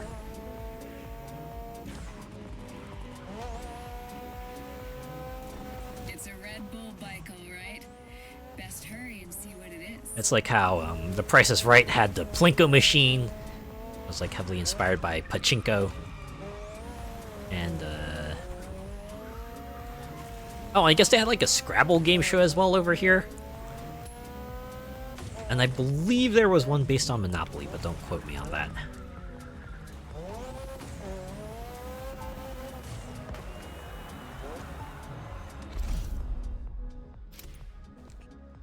Actually, I just remembered. I believe there was also a game show very briefly that was inspired by Candy Crush. That one was weird. All I remember was that they had like a huge-ass Candy Crush board that they would occasionally have people play on, and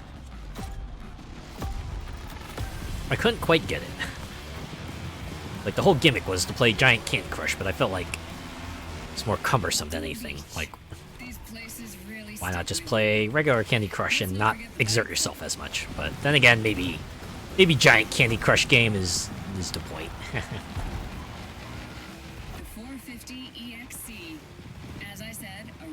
Yep, we had that and one that was based on crosswords called Crosswits, and a show based on trades called Give Us a Clue. Haha.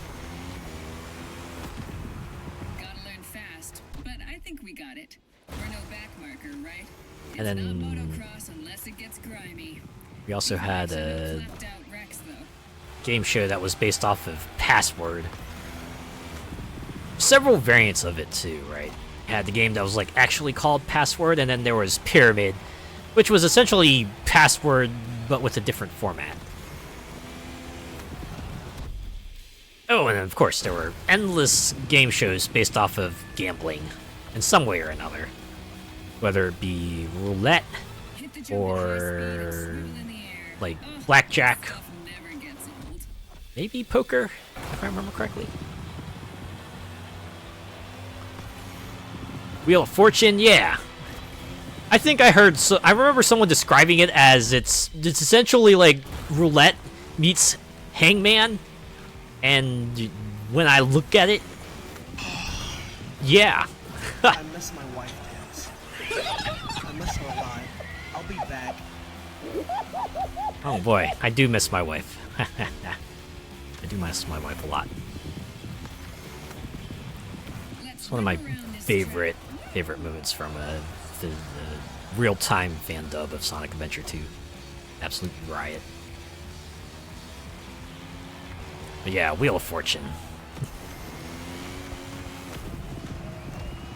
It was like the sister show to Jeopardy. If there was a channel that ran Wheel of Fortune, it would most likely also run Jeopardy. Right, tends to be one after another too.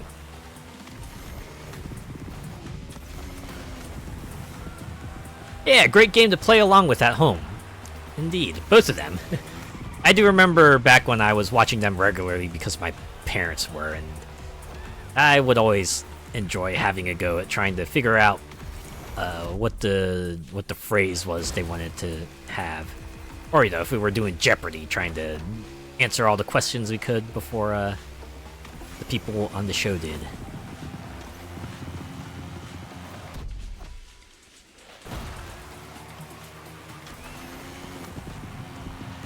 Careful not to bail out when you're doing the jumps. Let's bring our A game. This is probably going to be like a specific thing, but have you ever auditioned for a game show? Has anyone ever like tried to be on a game show or actually gotten on a game show? I personally have not, but I remember my parents for a while they would pester me to keep on trying to audition on Jeopardy. On to the next one. Then again, they were like really big trivia nuts, so I feel like that was kind of like their opportunity to just flex on everyone. I don't know. I did do audition regularly, right? I just did their like online test thing. I never went any further than that, but at some point I just stopped because it was like, you know, I feel like there are better ways to spend my time than to take 30 of it to do a test that probably won't get me anywhere, especially these days. No, I'm enjoying it though. Never before. I'd love to go on the couples version of Who Wants to Be a Millionaire with My Boyfriend. Ooh. Yeah, get on when they have like a couples night. That'll be fun. I think I remember when they were doing like phone tests for a millionaire in the USA. I think I might have tried one or two of those, but obviously I was a kid then, so that didn't go anywhere. Okay, where the hell is this? It's definitely around here, because we've got like the rapid beeps around here, so somewhere this way. Oh, I bet it's like hidden under that hut. Or beside it. Easy money! Back in the day, it certainly was. I still remember that one final question on the US. I think it was like, what insect inspired the term computer bug? And I was like, oh my god, I know this. If I had been on that night, I would have gotten myself like a cool $1,000,000. But of course, I wasn't.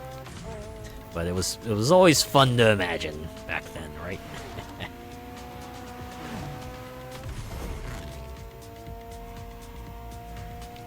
But yeah, these days, since Millionaire's like a syndicated show now, they've had to go ratchet up the difficulty, so you know, after the first set, you start start like running into questions that require you to know like the most esoteric of trivia, all to guarantee that only the most cracked of folks will make it far. And you have to imagine that they might not let the really, really smart folk on there because that's just, as you said, easy money.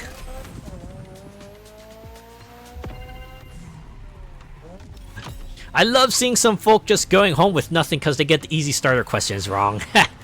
I think we had something like that happen in the US version, where, I think specifically it was a guy who got onto the seat, and he was like, "Oh man, I didn't sleep a wink before I got onto the stage today," and then he like completely bombed out on the first question, and so he became a lesson as to why you should probably get rested up before you go onto a trivia show, lest you make a fool of yourself.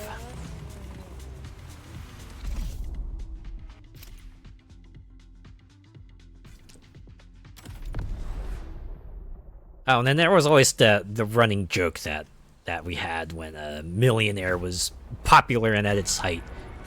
Oh man, someone so dumb. And then the question is just like, what is 1 + 1? And then, you know, the guy would just go, oh man, I gotta use all my lifelines to figure this out. It's like, ah ha ha. I'm so dumb, I don't know what 1 + 1 is. Going full throttle for this one. Pedal to the metal and feel the leather. These bikes got attitude. What leather? I'm wearing denim and whatever the raincoat's made out of. I'm assuming it's like polyester. Look at that sunset. It's truly a gift. I'm so stoked to be back here, and that you are here too. Okay, don't get too relaxed. I think they pick the real thick folk on purpose sometimes. Yeah, I think so too. These hogs have a pretty wicked grunt. It's Easy Rider all the way for this event. I think it's like makes them relatable. You want like a good mix of people too, right? You want someone who's like really good at the game to cheer for, someone who's like a real doofus to kind of cheer against, and then you're every person who is maybe not the most sure of themselves, who you can't help but cheer for because, oh man, they are so authentic and genuine and all that, right? Which makes it funny because I think my favorite contestant on Millionaire was the first guy in the US version to win $1 million. Because the man just pretty much just like no damage ran his way through the entire ladder.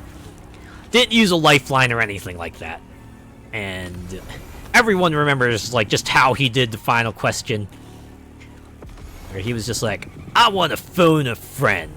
I'm gonna call my dad. And even Regis was excited. He's like, oh wait, you mean this guy who's just seemingly implacable needs help now? Alright, we'll call up your dad.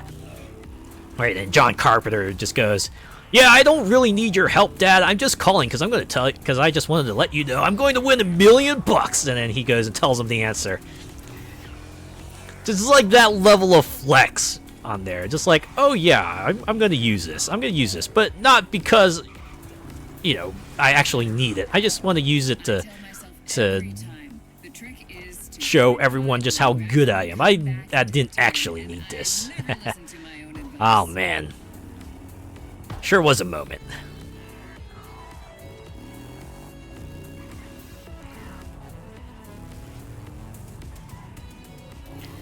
I get so annoyed when they ask the audience and go, yes, I thought it was that. It makes me want to strangle them.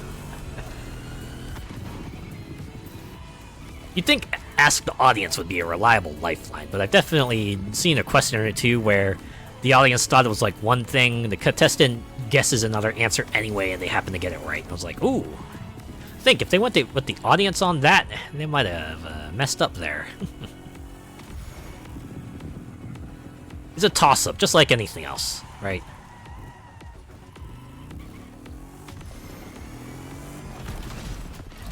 Wow. They thought that car hit was worthy of a I reset. used to spend a lot of time in Nevada. My dad is from Las Vegas. a bikers club there? Oh, were they That called the shark you keep seeing 510s? everywhere? That was our emblem. One of the sub-factions of the 510s? Just a modest little biker gang. Patches and cuts, you know. The Harley was a must. Most memorable guy here was one that cheated to $1 million with his wife All right, fair game. and another contestant. Oh my god. I think that one actually managed to reach the news here. It was such a big scandal. It's like the first time you've heard of someone cheat in a game show in a long time. We've got some street cred to defend.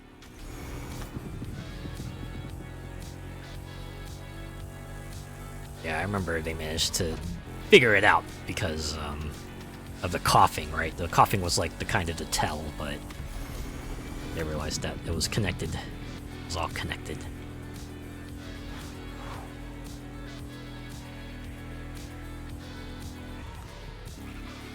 Ran out of the lifelines at 32 grand and kept going and going, yeah. Felt like a comeback story for the ages until you realized, oh, wasn't a completely organic comeback.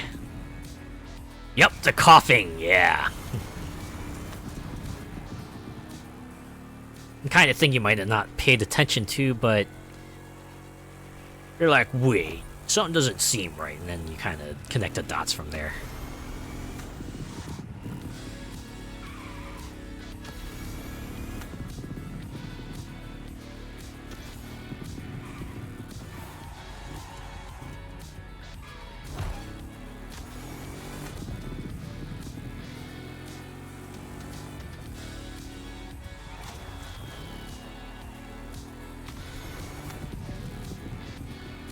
Part of me wonders if they'll ever do like another attempt at a millionaire revival in the US.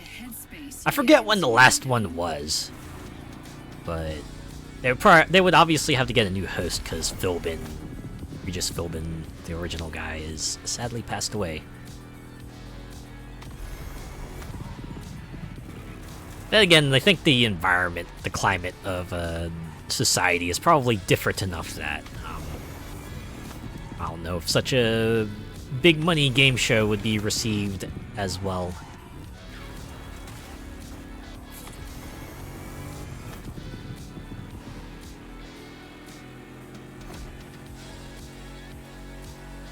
It'd probably have to be like a lower stakes game show. Although I can't think of any like that right now. I don't know. Just bring back, like, win a celebrity's money, right? Something along the line of win Ben Stein's money. I feel like that's low stakes enough. People won't mind it much. Follow the sunset. Almost done. Give us something like, I don't know, win Keanu Reeves money or something like that. I'm just throwing names out there. I'm sure there's other people who would gladly part with their money to the everyman. I don't know about you, but I got my mojo back. At least we got a reboot of Gladiators for a while there. I hope it comes back for a second series. We can always hope, right?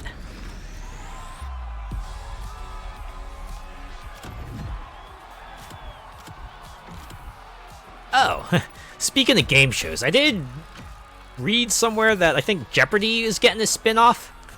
It's amusing. It's like gonna be less trivia focused and more pop culture focused. I think it's like pretty amusing in and of itself. It's like, oh man, general knowledge not your thing? Well, maybe you can have a go at this game show here that's gonna be more focused on celebrities and music and famous people. Are you relaxed? Feeling like switching it up? As usual, Motorfest has us covered. I actually remember Rock and Roll Jeopardy being a thing. People will always talk about that. That only lasted a short while, but I imagine that's like the kind of thing they were thinking about. Huh. It's still about having fun. It's just that GP racing is the best way to get your adrenaline up. Oh, for goodness sake. It's because I was driving a drift car. If I had a regular car, I would have been able to make that. Yeah, well, I can always come back to it later. No biggie. The challenge channel here on satellite is just 24/7 game shows. Ooh! It's kind of like the Game Show Network over here, huh? Not a fan of the modern ones, but love the old ones. Okay, I say that about every bike event, I know. Yeah, I feel like a lot of modern game shows want to play up the suspense to an absurd degree. Whereas like the old-timey game shows were more about like just banter and having fun with the gimmicks and everything. But nah, we gotta have like people with relatable stories and everything. We gotta have like a person who's trying to raise money to help their organization or bring back their local center or things like that. Something to really tug at the audience's heartstrings so you're just cheering for them as much as possible so I get the biggest prize. Yeah, family fortunes, feud, supermarket sweep, etc. Yes, please. Yeah, there's always that sob story. Yeah. Seems to be a common thing.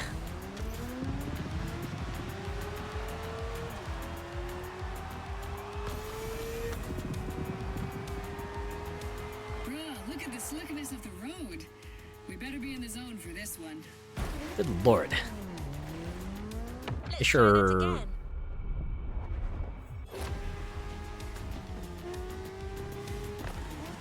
It's like super slippery. Now this feels like a proper super hang-on course now. With the wide turns and everything. God damn.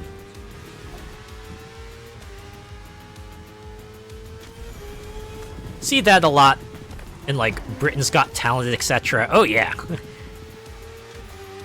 You got the people with the sad backstories, or you always get the person that has like the unassuming appearance, but then they start singing, you're like, oh my god, what is that singing voice? And you're just completely bowled over by it. Wouldn't be a season without someone like that. And don't get me wrong, I like a good singer, but surely there's other folks you can tap into there. Susan Boyle, Check out right. the tire tracks. Still fresh from the Motorsport Championship.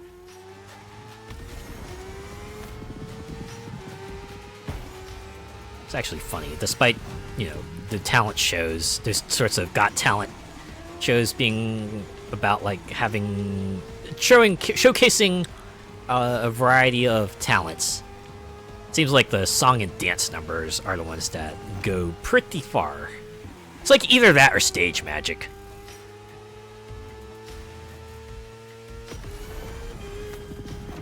You don't see too much in like the other categories. Or dog acts. Yeah. Forgot about those, yeah. Anything involving animals tends to win over the crowd too, especially dogs. Unless it's the one dog that cheated. Wait, what? A dog? Wait, there was someone who cheated with a dog? As it goes to show you how much I pay attention to those kinds of shows. How do you cheat with a dog? The owner switched dogs. Oh, I see. Let's stay focused. Yeah, that would do it. But why would they do that? What benefits would they have to switching dogs? Unless, you know, they were like running a bazillion shows and didn't want to run one dog repeatedly because that would run them ragged or something, but... Or I assume there's like some sort of nefarious benefit they gained from that. To sightsee, but I do adore scenery changes. Hanauma is the best. They wanted to win so bad that they do anything. Yeah, I can imagine. To switch pets like that, though. You know, involving a creature that can't really say no. That's like the lowest of the low, man. What the heck? If you want to be a scumbag, then whatever, but don't drag other people and animals into it. Seriously.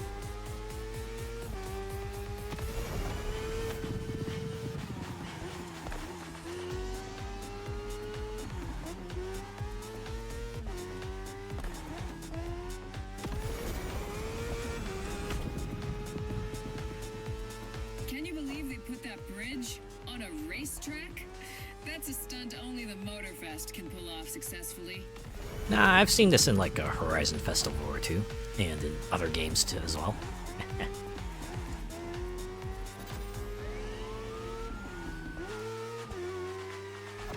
You know what was a pleasant surprise that they announced earlier this week? The Kingdom Hearts games coming to Steam. Like, that was a shocker. I wonder if anyone even realized that they were on, like, Epic Game Store, because that was the one place where you could get them on if you wanted to play on PC for the longest time. And it's kind of funny, because I actually did make a rare EGS purchase. I bought the Kingdom Hearts games on Epic Game Store, because I thought, no, there would be no chance after this long out. There's no way the Kingdom Hearts games would ever appear on Steam. And then Square Enix was like, hey, guess what? We're putting the Kingdom Hearts games on Steam. And like, hey, you know what? Good for everyone who's waiting for that long. I suppose. Well, I've heard the Rhythm game is still like EGS exclusive, but I feel like that's only a matter of time before that comes to Steam, right? If every other Kingdom Hearts game will be on Steam soon, then that one will make its way over.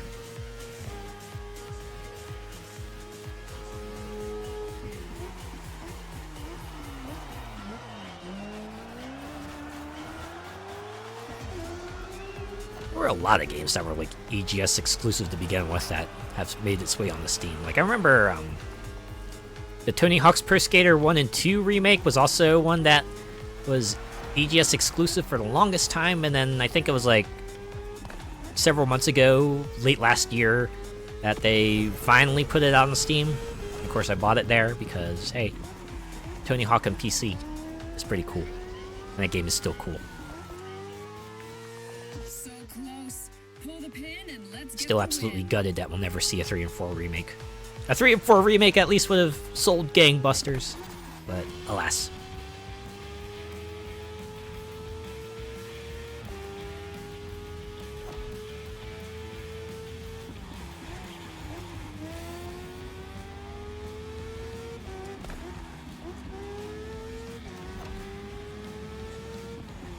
You know what else I've heard? Heard that like a new Spyro game is in the works, made by the same people who did Crash 4 and Toys for Bob. That's had a pretty good track record too. They made all the Skylanders games. They made the Spyro Reignited trilogy games. So I think they have a pretty good idea how to make a good platformer. Hope you So liked it as much as I did. if that does come to fruition, I hope they're behind the wheels and that they managed to pull it off, right? I'll never forget that first game, and I have to thank it for introducing me to my favorite band. Oh, which one would that be?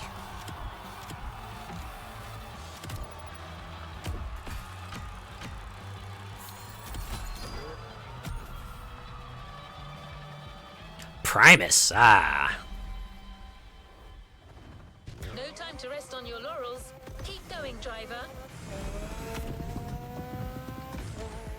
I remember when you played the games on like the old consoles, especially fun because you always had that 2-minute time limit. So for most of those songs, you'd only ever be able to listen to the first 2 minutes of it, unless you decided to seek it out.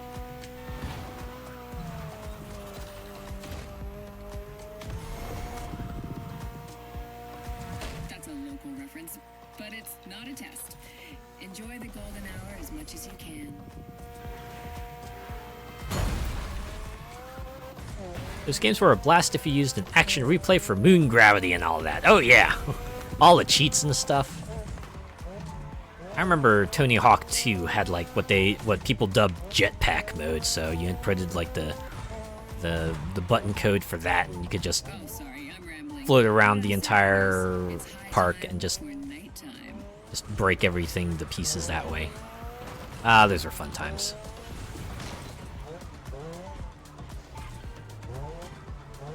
Oh wait, is the thing I'm looking for down here?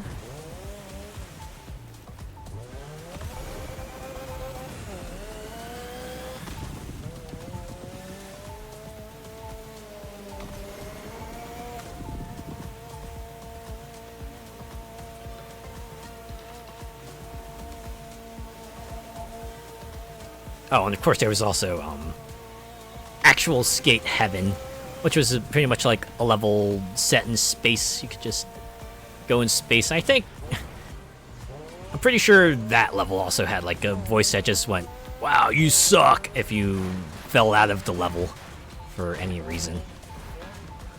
Of course, Kid Me thought that was the funniest thing ever.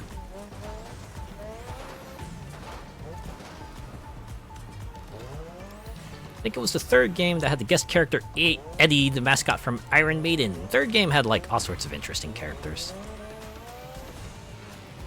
Also, hello! Fast PC Tech. Welcome, thanks for checking me out. What's the mission today? We are in Oahu. We have returned to Oahu for I think the 6th time. We're just clearing out some more playlists in the Crew Motorfest. I ran through and did a bunch of drifting, and now we are driving around on bikes for this next part. I think to wrap things up, we will be driving electric cars, so very varied itinerary for today. I'd really like a modern remake of Carmageddon. You can hope, right? Lots of old classic games that deserve a remake, but I know it's kind of a pun. just have to Get to the tag, hope that it's someone the gets to them. road. I'm stoked to get there.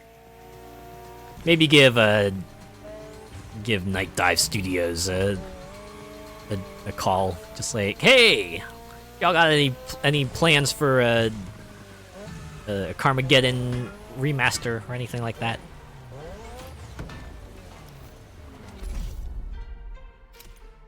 Do you do Summerfest, Rammerfest playlist? I do the summit contests, and I do playlist as well. I do like the occasional grand race as well if I want to like mix things up. I don't know if I've done any of the kind of like the demolition events yet. I would like to try that at least once. The heat is on, the lights are down. Let's see how we do when it's dark and gritty. Posture check. Thanks, hey, it's Loki.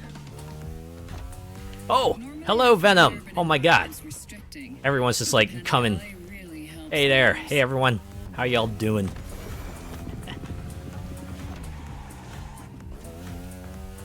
Someone needs to hit up the back catalog of PS1 games and remake the classic gems. Ah, so much good stuff on there. Can hope, right? Could you imagine if they'd like a Twisted Metal remake? Something along the levels of like just like a full-on graphical overhaul, same way they did with like,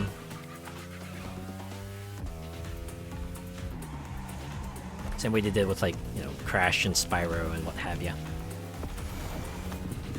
You can just call me Loki. Ah, okay, all right, I gotcha, Loki. Rammerfest is grand race where players ram and push over. Ooh. Yeah, I'll probably try it at least once. But yeah, most of the time I just stick with like racing, exploring the island, and doing like the summit contest. It was like the same way I did things in the Crew 2 when I was still into that. I did like the live summit and just like randomly raced around. There was that period of time where I was just knocking out all the stories because, you know, a lot of cars you could get from that, so I was practically running all around the USA completing the story steps, and that took a while, but eventually got through all of them. And then I went through and did all the ones that got me like the vehicle cosmetics as well. I did a few of the money ones for kicks, and they get you like a substantial amount of money for just like a 3-step story, so I might do those, and the off chance that a bundle pops up that has vehicles I want, so I'll do that. Gaming and shooting the breeze, yeah. That's what a lot of these race game nights tend to usually be. Just me doing races while we chat about whatever topic comes up at hand. Did you win the R34 Black Panther? Nah, I don't believe I don't think I did. I'm nowhere near good enough to rank high enough to get the cars from the Summit contest. Like in this game especially, I noticed that I'm usually just good enough to get up to like silver, right? And usually they have the cars at like gold or platinum. It's like platinum, yeah, I don't even have like a remote shot, but gold is also highly unlikely. I don't know, I kind of miss how they did it in the Crew 2, where they like let you know how many points you needed to go up to the next rank, so I could at least see if I wanted to give it a shot, or if I could just, like, not bother with it at all. How do you like the Crew Hawaii so far? Oh, it's great. I enjoy it immensely. One thing I do enjoy is that each playlist manages to have its, like, own unique feel to it. It's all a series of races, but they mix it up with the events, and some of them have cutscenes, and some of them even have, like, an overarching narrative to it.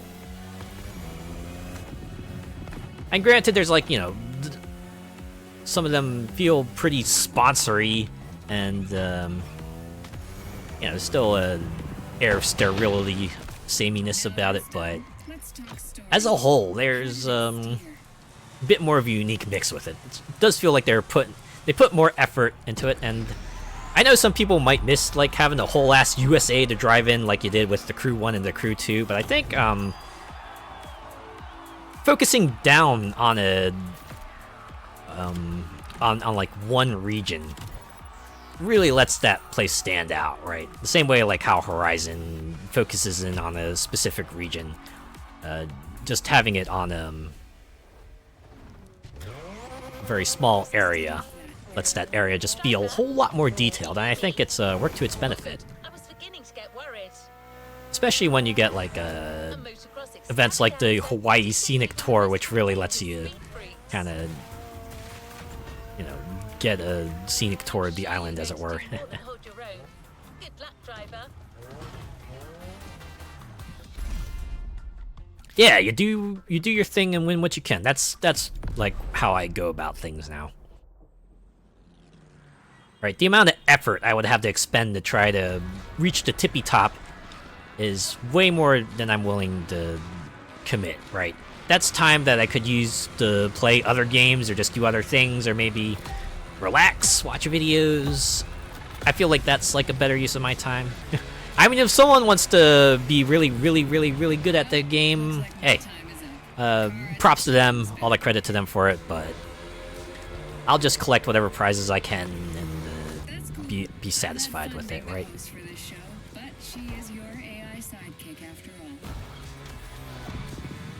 There's a way to improve your vehicle's direct mode on. Ah. Yeah, I imagine if you really wanted to, you could, like, get into the details of it and tweak settings. Like, I remember that in the Crew 2. Like, I was doing a race and someone, like, kind of sort of said, hey, you can, like, tweak a bunch of settings. I'm like, yeah, I know. I feel like the default usually works well enough, right?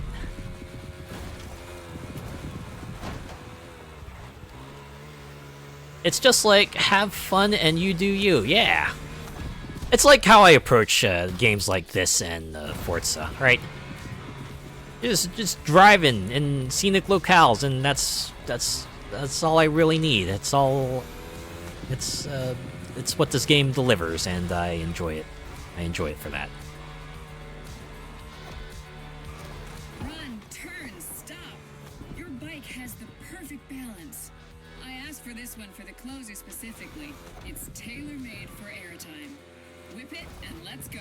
Oh man, we're really gonna be catching some air here. Whee! At least we got it before the ad break, right? And we'll get to do it again because this is a 2-lap track. Could you imagine the effort they had to go through to kind of fit that balloon in between those buildings? Like, imagine just trying to do that in real life. That's gotta be a nightmare.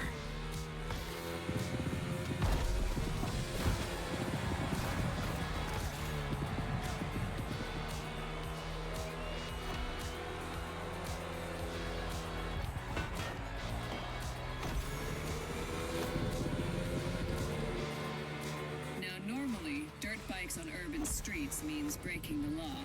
But here, and only here, we make our own laws. I don't think so. You probably still have to follow the rules and the laws of the region here, even if they are letting you kind of go absolutely nuts around town and everything. But Oh, I'll be fine. just imagine like a real life event of this magnitude would probably require you to be very in tune with the city ordinances and all that, right? Oh, and we're in ad time. Hey, at least you got to catch the first big jump, right? The big jump. The big jump. Still in one piece? I love this. You know, I saw someone else say that they were able to set up their ads such that they only had to run. They ran them once per hour. I wonder if I could like try to find that setting, because I feel like that might work better for certain games, right? I just like go take a 3-minute break and then come back. Yeah, well, a minute and a half is. I mean, sometimes something important happens in it, sometimes it doesn't. Just have to hope it doesn't. Maybe it's fine the way it is. No one likes a long ad break. I also don't like a long ad break, so I guess I can understand that.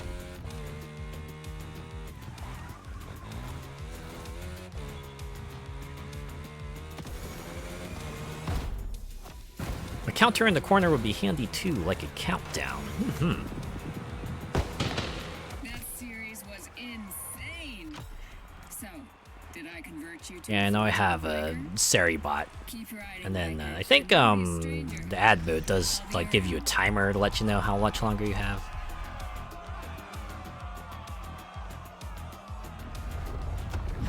One of those huge industrial cranes and all that, or lowered it in with a cargo helicopter. You know what? Yeah, that works. It'd have to be a really long, really long kind of like winch though, if you want to lower it in with the between those tall buildings. Definitely require a lot of finesse. Because you imagine someone turns the wrong way and a crane smacks into the building. That's gonna be news and a huge bill for Motorfest to pay. Wow, look, it's all colored red now. Everyone's wearing red and yellow sweatshirts. Oh wow, you can tell they're a unique character because they're wearing a unique outfit. Other person wearing just like something vaguely office fashion, and then you got a person just walking out with a leather jacket and patches and everything. And then we got me wearing jean shorts and a raincoat. And gloves? Yeah, I must have put on gloves at some point. Yeah, I look like an anime protagonist right there. Someone who's about to get isekai'd and just wearing the most mismatched outfit. It's time to reap your reward. Your vehicle is ready for you to claim. Alright. Time to get our bike. Wouldn't it be funny if what we got was like not a bike? They just gave us like a boat instead. It's like, here, have a boat. Why? I don't know. But they wouldn't do that. Fast way to get your P45 and marching orders from your from your job. Indeed.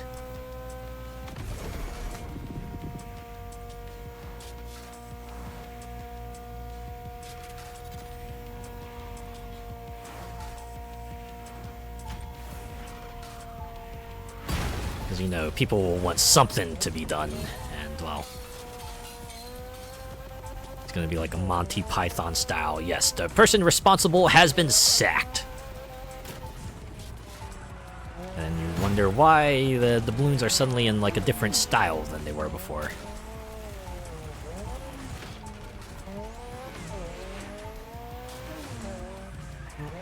Okay, is the crate in like the cornfields? I don't know, it's not in the fields, it's over this way. Maybe across the bridge. Oh. Is it on this side? Oh, it's flashing red. Is it perhaps under another awning?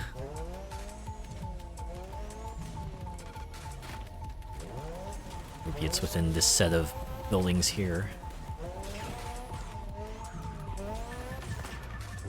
Oh, there it is! Oh. Yoink!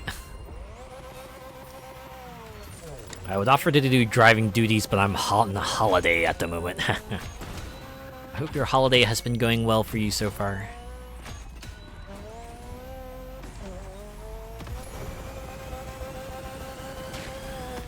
Alright, now we can return to our normally scheduled going back to the crate. I don't know which of these you found the most fun to ride, but I do know what Motorfest is gifting you. I kind of like that bike from the first event. That was pretty cool. I don't know. I like speed bikes.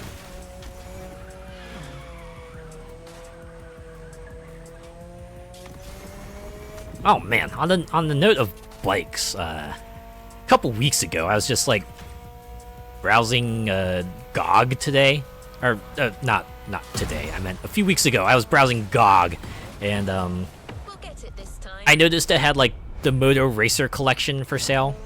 So I remember talking about that game before. I was like the motorcycle game that came pre-packed with an old computer of mine, and I remember playing the heck out of it. I was like, oh man, I want to maybe try that again for a lark. And then I saw, oh wow, it's on GOG, also on deep discount. I think I was like 90% off, so I decided to just buy it there. Mostly because I heard the GOG version actually runs better than the version on Steam. So it's like one of the rare times where I buy a game on the platform other than Steam. Feel like it just fits anyway, because GOG's all about, you know, let you run those old PC games on your modern hardware, and Moto Racer definitely fits that bill. I'll probably play that one night, and just do a one-off of Moto Racer. I lost a lot of time to that game. It was like that and Incoming, like the two pre-packed games on the computer that I played a lot of. Let's hope we have no more technical glitches, driver. Happy driving. Yeah, I spent today getting some last-minute things for my road trip to the airport and the con. Oh man, always that last-minute check. Right, you think you got everything, and then you realize, oh wait, no, I also need this thing. Hopefully there's a store I can go to real quick that will let me get that thing. Or even better is when you like make it to the hotel room, and then you realize, oh wait, I also needed this thing. And then you have to go around the local stores and just hope that there's one around there somewhere that carries the things you need.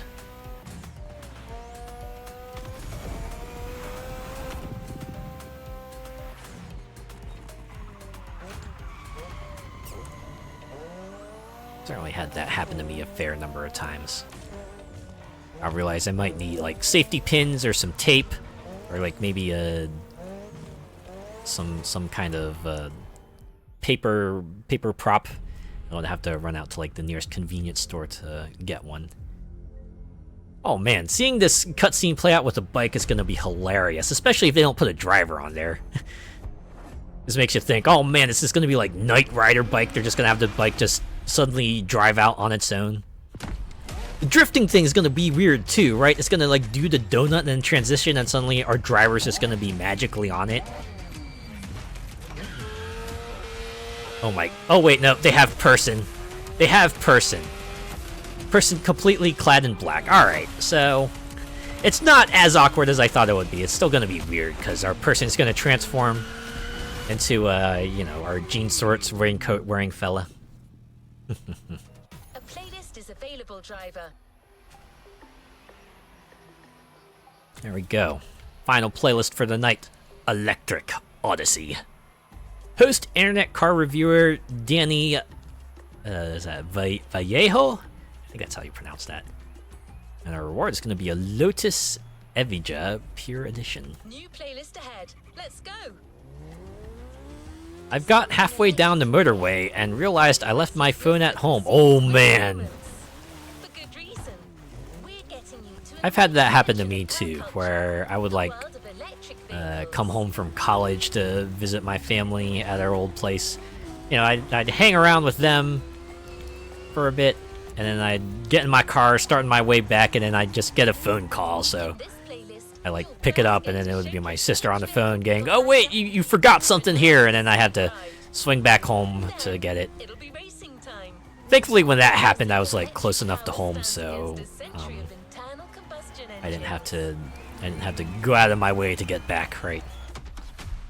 Usually, if I was far enough, they'd just be like, "Ah, you know what? We can get it later." All right, let's see what the Electric Odyssey intro is going to be like. I did like that Lightning M. That was a pretty good thing. Although I'm not sure where they're showing lava here. This is Electric Odyssey, not Lava Odyssey. Unless you're trying to say that your cars are like steam and lava powered? Oh, after an age of fire... Oh, rain of fire comes an age of thunder. Okay. And lights? Neon? Are we gonna go like infamous Second Sun here? We're gonna like absorb neon powers into our car and just like have neon boosting stuff? I mean, the techno soundtrack fits at least. Ooh, race, compete, claim. In other words, pretty much what we've been doing every single playlist, right? Just race, compete, and then claim the vehicle at the end. Nothing new here. Playlist activated. This is more like a glimpse of the present. Good lord, some of these events are situated in the same spot, too. Looks like 7? 7 plus 6 feats and 4 photo ops. Fast travel a container as usual, but we don't need to worry about that.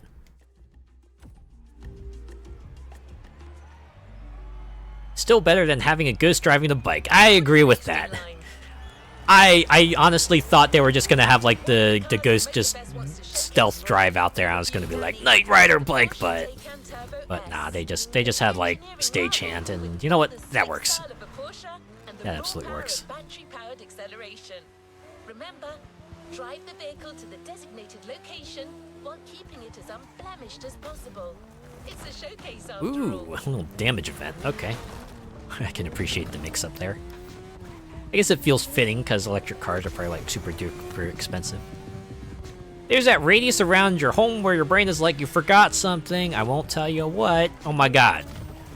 The way your mind's just going through, oh wait, did I remember to lock the doors? Did I remember to turn off the stove? Did I remember to turn off the lights? Did I remember to get my keys? Did I remember my shopping list? And sometimes it takes everything you can to not fight that urge to just go back and check to make sure. Right, it's that kind of thing where I have to like manage it in 2 parts. So it's like, yes, triple check to make sure I've done everything I need to do at home before I leave, and then fight the urge to go back home to like quadruple check, because that's just gonna end up, you know, costing me more time. Lucky to be teaming up with you.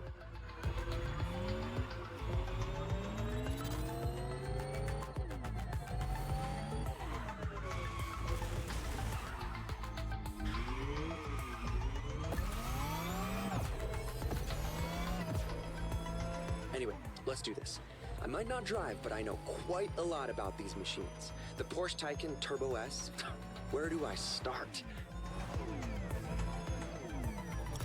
I hope you haven't done what I've done before. Head to town and left the keys in the door. It was like a slightly different deal. I did leave the keys in the door, but that was when I was like coming back home, so it wasn't as bad, but you know, still bad. Honestly enough that I remember one time I was, you know, walking down the hall of the place I was staying at. I saw someone else had their keys on the door, and I was just compelled. I felt compelled enough to just like knock on their door and let them know that their keys were still in the door, because yeah, I didn't want those keys to be sticking out there. Luckily, we're in like a safe enough place where their keys probably weren't gonna get snatched, but I wanted to let them know anyway. Just let them know that they had their keys in the door. Because I know I would be pretty embarrassed if I, you know, say, woke up the next day, wondered where my keys were, opened my door, and was like, oh, wait, I left them out there all night. God damn it. Oof. I'm really not doing too good of a job of avoiding things here. Still got like 4 miles to go. I like how we're going through a route that has a lot of decor on the sides. Plenty of opportunities for that health to completely evaporate.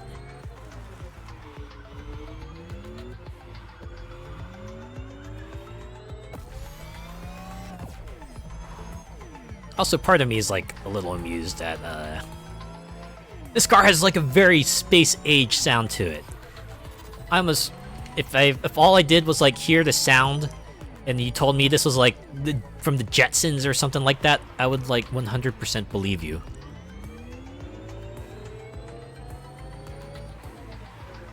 It's not how it sounds in real life. I figured as much. I'm guessing they just like had to punch up the sound to make them sound all more, you know, futuristic and exotic for the game. It's what one might call artistic license. It's got that Tron vibe. Yeah, it does. In fact, I hear like electric cars in real life are actually extremely quiet. To the point where that they actually have to add engine noises to the car so that people will know that they're coming. Because, you know, a car that's like completely silent is actually a legitimate danger. You can imagine someone who might be, say, hard of sight would have a real problem hearing an electric car, because, you know, if they don't make sounds, then, well, that's an issue. It is absolutely an issue, so they have to put in engine noises so that people know that there's a car coming. For good reason. Like, man, it's wild to think about. They are! Yeah, they've passed me in the street, and all you hear is the sound of the tires on the road. Yeah! The kind of thing where, you know, if you're not looking out for, or if you're not hearing out for them, it will completely take you by surprise. And again, it's not going to be a pleasant surprise, that's for sure.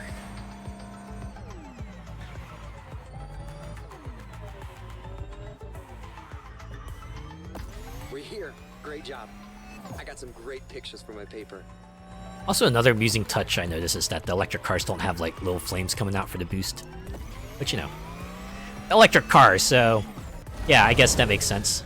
You're not supposed to use fuel. Fuel, that's for those gas-guzzling cars, not for the battery-using cars. Lightning on the ground, really. So I guess we've managed to make it to an inductive pad. Is that how this car charges up? Oh, wow, we're getting like the pan around too. Oh, man, look at this car. Look at how sweet it is. Don't you just want to own one and drive it? But yeah, it's like things like that, right? Little presentation details like those give this playlist a more unique feel to it. Stuff like this that I enjoy, right? As cheesy as it may be, it's fun. Remember once I was on the playground, I was like 8 to 10, lock the bike, go play, realize I don't have my bike lock keys anymore. Start searching everywhere, almost in tears. I was 8 to 10, go back to bike, just to find them in the lock. Oh man, the panic is real. Oh my god. Yeah, especially when you lose something important, like your keys. At that point, you're just like, your mind's racing in every single direction. It's like, okay, backtrack my steps mentally. Also, figure out a secondary plan in the off chance I don't find the keys. And, you know, what is everyone else going to think about this? Oh boy, what happens if I don't ever find my keys? What happens if I don't find my keys until much later? What if I do my alternative plan and then find my keys later? Right, your mind's just going in, like, every single direction all at once, and, yeah. Absolutely very, very harrowing. I can imagine. bike is a treasured possession at that age, right? Especially if it's like something your parents trusted you with, right? Or even if you didn't, right? If you like, you know, got it through your own means, it's a big deal, right? It gives you a whole lot more freedom, and it's definitely one of the among the more expensive things you could have. The panic was indeed real, I bet. Alright, a piece of e-story. Of course, it's gonna be a lightning storm. Because, you know, they're electric cars. I also like how the Porsche is, like, slightly banged up. At least the windshield is. Are we gonna have, like, a clean driving bonus for this event? I feel like if there's any other event that would have a clean driving side objective, it would be this one, wouldn't it? Keep in mind that the EV's instant acceleration is one of their most impressive traits. That's something you can use against these guys. That move was awesome. Oh, then they have just like electric boost pads on the bottom, on parts of the track. You mentioned that it'd be great to have shots in a storm, but damn, Hawaii, you didn't have to go so hard. Anyway, Just like I'm eager to see how great the borrowed a page from F-Zero here. For sure. It's like, yeah, if you go over here, you will regenerate your boost even. Oh wait, I think I noticed I don't get any boost regeneration at all in this event. I gotta run over the pads if I want any sort of boost at all. Okay. The rain is short-circuiting the battery, so you gotta get on the inductive strips to get yourself the nitro. Yeah, we'll go with that. Let's call this a do-over. So fast. Wait, the Urus isn't electric. I'm staying quiet. I'm not gonna get into a rant on how I hate electric cars. Alright. I think there's a place for them. You know, Taycan means Right, someone who maybe wants to save money and perhaps help the environment. Look at that thing go. I know some folks who have at least switched to like a hybrid car. You know, they talk about how they are saving money on fuel, which is, hey, you know what? It's all about the long-term thinking, right? You can give them props for that at least. But yeah, there's that, and you know, resources are running low, so you gotta start seeking up alternative means of energy as well. So at least I can appreciate it from that angle.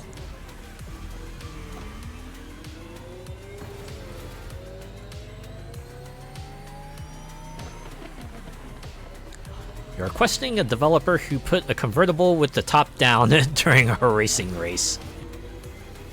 Oh, a raining race, yeah. I don't know, I guess some people just like feeling the rain against their face. I don't know who, but I'm sure someone is like that. Refill your nitro batteries. Oh, now you tell me. I've been doing that like a few times already, man. Don't make fun of me, but to me, EVs like that Porsche is like a new power joining the car universe. Like a friggin' superhero. What? I mean it. New superhero, Lightning Man, with lightning powers. He's like Cole McGrath, but maybe a bit less grim and dour. Got a clear shot. Full power. Let's make history. I'm used to that. Forza does that a lot. In other words, a poor man's Raiden. This is mental. Yeah, I don't think Cole has like a lightning teleport. Wait, I think he does actually. He has like a lightning fast travel at least. Pretty sure he can like traverse electric wires after some point.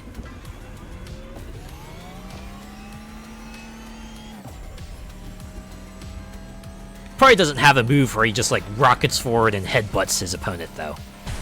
At least I don't think he does. Oh, well, I like how like even the explosions at the end are much more electric in nature.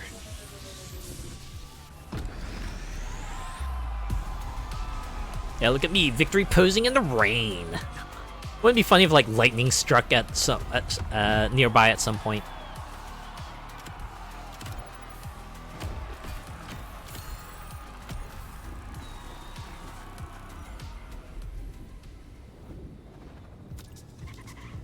Alright, what's next? The Lotus Express. Or, the Lotus E-Express, is given the way they hyphenated it.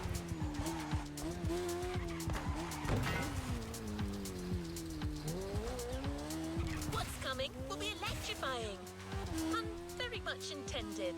I mean, it has been so for the past 2 events, Kara. You're a little late to the party here.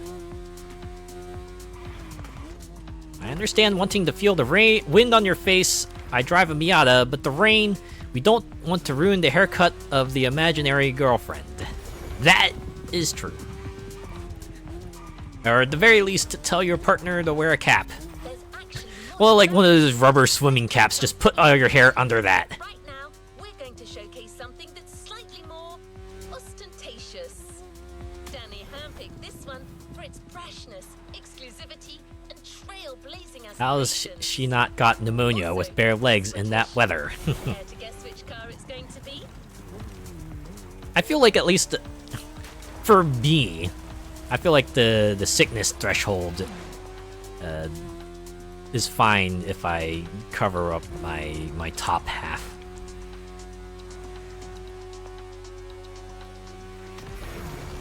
Right, if I like put something over my face and I like wear something warm over my chest, then I'm usually good to go.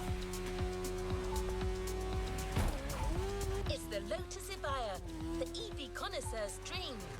I know you're raring to drive this one, but save your enthusiasm for the race. The showcase comes first.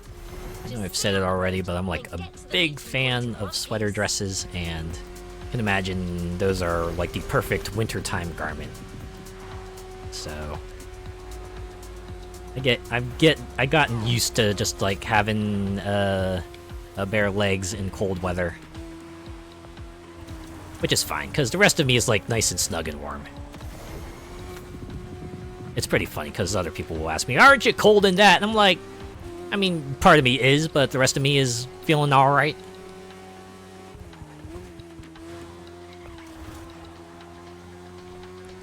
It's done nothing but rain here since 7 a.m. this morning, and it's now 5:06 a.m. Good lord, all day it rains.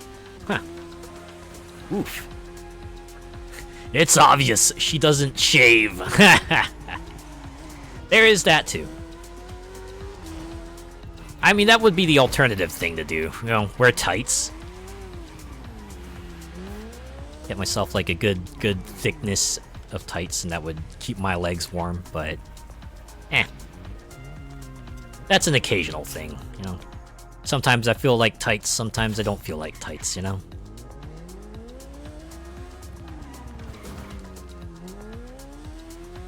I will say, opaque tights, right?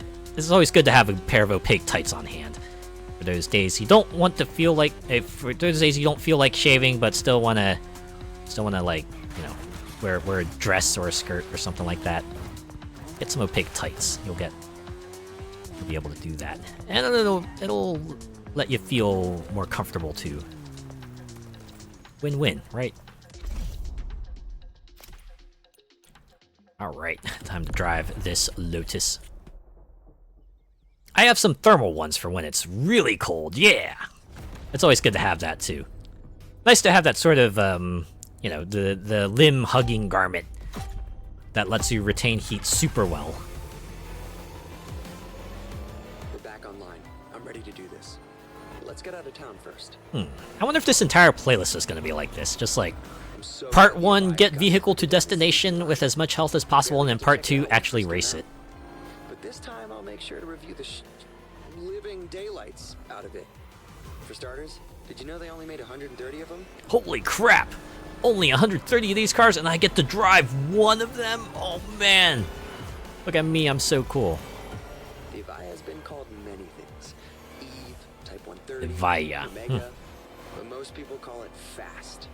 I like how they had fast, like, space in between each letter, just to let you know. No, this baby is fast! Like someone typing it out in chat or something. That speedway This is the so perfect place to get fast. that fact. Let's see how fast you can really go. This car's got speed! You know, that's like a space between all the letters of speed. And in all caps. Maybe bold italics too, if Can you hear that? the text Barely, allows right? it. It's like the stealthiest show of force.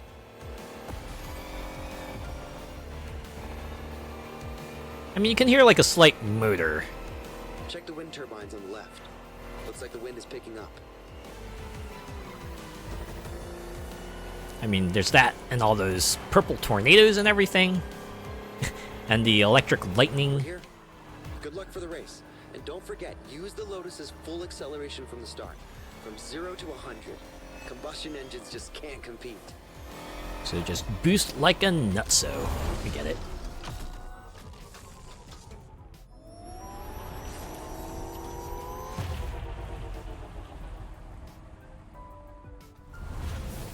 Right. Add time again.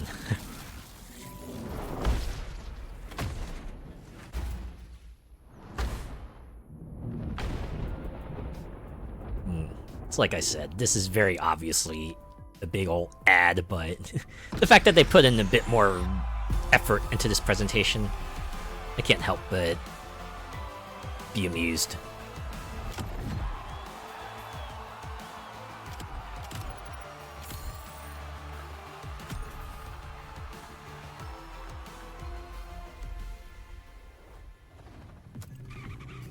Great job!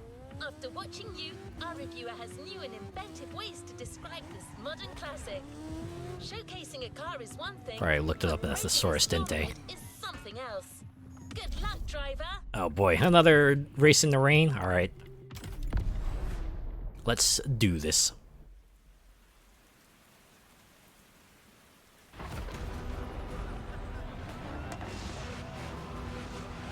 Are all the races gonna be in the rain? If I get cold over the weekend, I'll just hug a cute floof to get warm. There you go. Now, you know what they say, you generate a lot of body heat when you're like really close to another person, right? So you're driving at warp speed through a tempest and racing a bunch of friggin' monsters. What could go wrong? Keep her as steady as you can. I'm gonna try to get good footage. I'm Canadian, I'm immune to the cold, but hot weather, not so much. Yeah, you're further up north, so yeah, you definitely get a lot more opportunities for cold weather, huh? The winter there were brutal for me. I nearly froze everything off, I can imagine. That EV has a pyramid-shaped battery and an extremely low center of gravity. Slick engineering innovation for an optimal combo of power, responsiveness, and agility. It's In gonna other give you words, the edge. car go brrr, and they go brrr really fast, Trust me. and really swiftly. I also do appreciate that this track seems to be like entirely on the highway. You Feels are fitting. actually part of the storm. You're lightning. I should write that down. I am the storm that is approaching, provoking black clouds of isolation. Oh man, I was so horribly out of tune for that. Damn. Sorry. This is incredible. Nobody's ever driven an EV like that. I'm just driving, man. Don't need to hype me up. I'm good. I'm good. Problem is, I'd be tempted not to let go. Ha. That's true. You went from Azure Gale to Azure Storm. That's right. I'm a hurricane now. Well, not quite a hurricane. We're not at that level.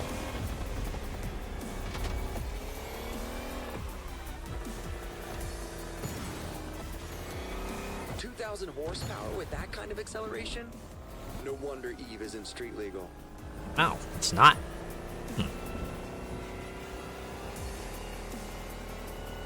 One of those cars you would only buy and then stick in your garage to show off to your other rich friends and to flex. Be like, hey, look at me, look at what I spent my money on.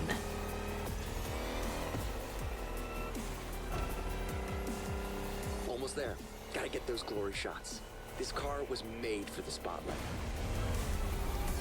You are gonna get like a scenic Hawaii tour style of just photographs appearing on screen, because that would be pretty funny. I also like how they put one boost strip like right close to the end, so you could have yourself that speedy finish. Victory! You rode the lightning, and I got the shots of a lifetime. Sounds like the name of my super combo. Yeah, there we go. That's what I do when I beat up my opponent. That's like my 10 mana signature spell right there.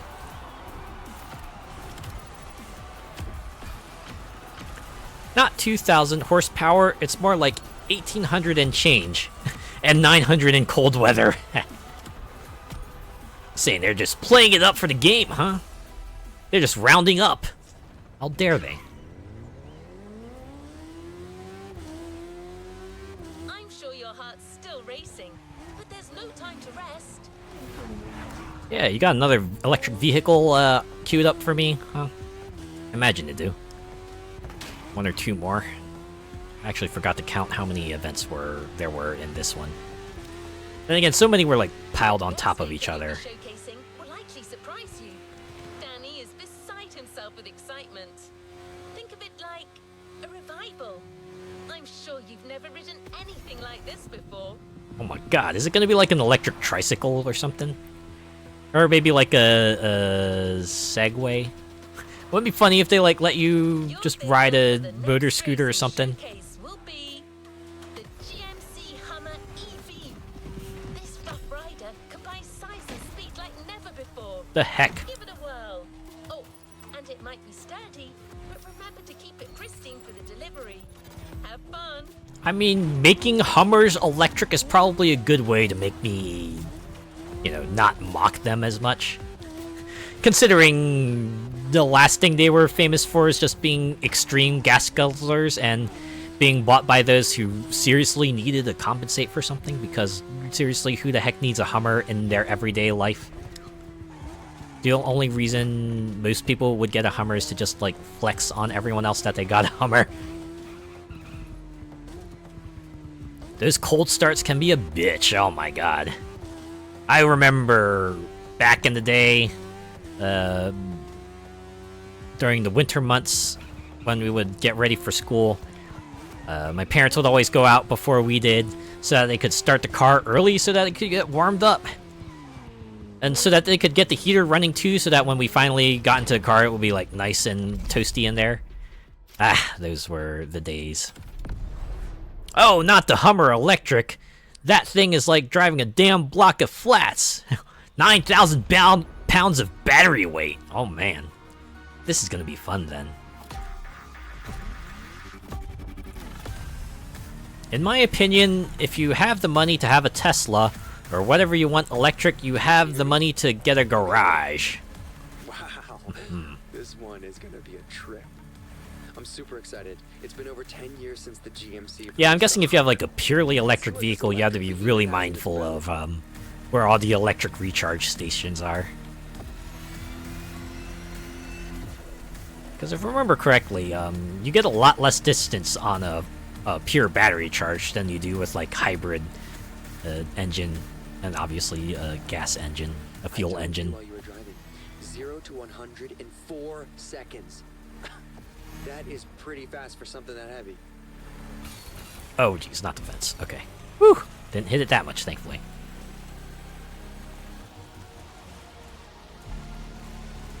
But again, if someone's not looking to flex if they get an electric vehicle, right, they're getting it for actually cost saving or environmental reasons, then you know what? Hey, props to them for that. To be honest though, I wouldn't get a Tesla because, you know, guy who owns the company is a dick. I would much rather find someone else or some other company to get an electric car from, but that's just me. Perfect traction from shallow water to land. I'm actually looking for a title for my review. What about the E-Bear? No? Most of our supermarkets have chargers now. Your That's silence handy. Speaks volumes. I think I've seen like a couple of electric charger stations out and about. They're not very common, but they're there. They're definitely there. Arnold Schwarzenegger doesn't have to compensate for anything, and he had a Hummer H1 that even converted electric, if I'm not wrong. I want to see how the suspension holds up.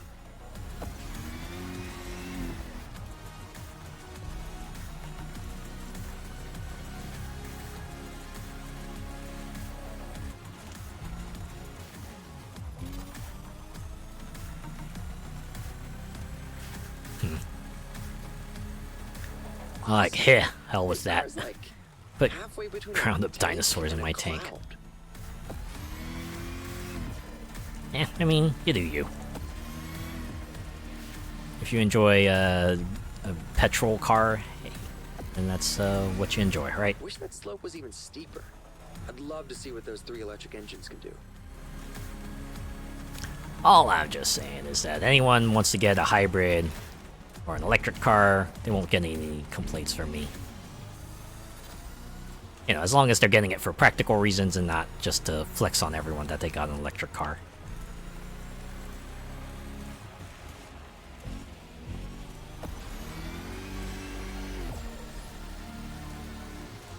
I do find it rather amusing that I still need these to get from point to point races have the recharging nitro, but you get into the race proper, Okay, never mind. and then they have the charging strips. I guess they do try to hand wave it with the storm. It's like, oh wait, I don't know. I guess the storm messes with the recharging nitro battery or something. I don't know. I like to focus on the lights. Wow, even the ground here is electrifying. Kind of? Makes me think that the Hummer's just gonna shoot like a giant laser beam from the front or something. Just charging up for Kamehameha. Just gonna blow a hole through that mountain. You see it split in half.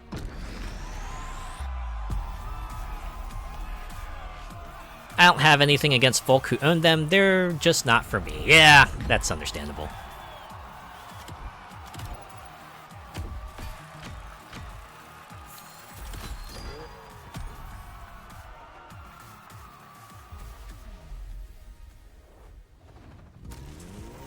You delivered the car. Now use your skills for the upcoming race. Now for some It's not much explorers. further. See if we can impress our resident tech reviewer even more. Every event starts with E and has an X in them. Someone must have had fun looking through a dictionary to find appropriate EX words and phrases.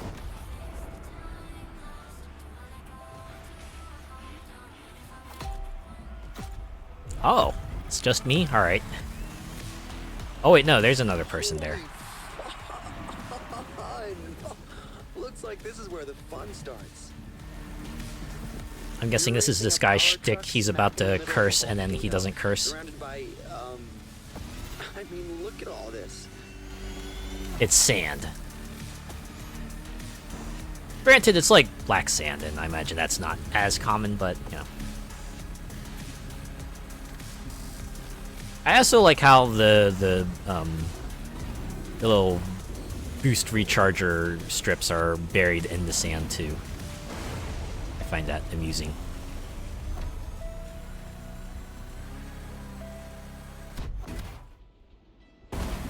So I guess these cars really do charge to, like, inductive means, don't they? Don't need to hook them up or anything, just get onto the pad and you will regain your power that way. Imagine if someone was like, hey, I need to get my phone charged too. Hey, could you put this like the floor of your vehicle and give it back to me after the race is done?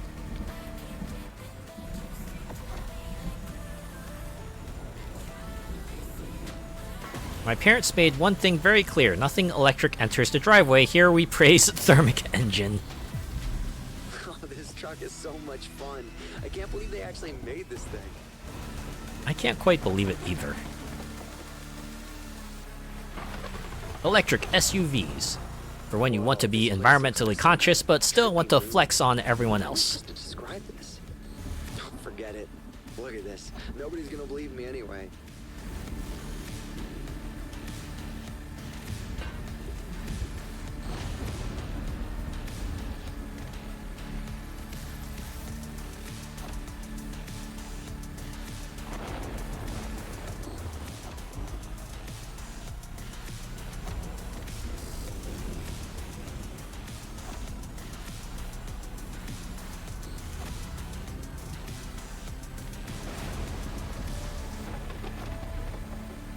My mom would rather work than be anywhere near the electric. there's something about like the sound of an old school engine that is really satisfying to hear sometimes, right? Right, that initial kind of like wind up and the roar of the engine, and then the steady sounds of it as it's running. Certainly gets you excited in its own way.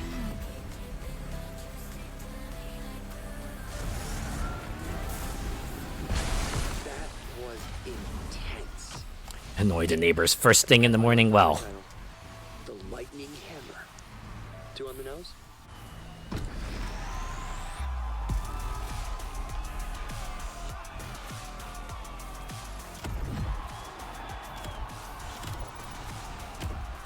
I'm not sure if I would go that far, to be honest.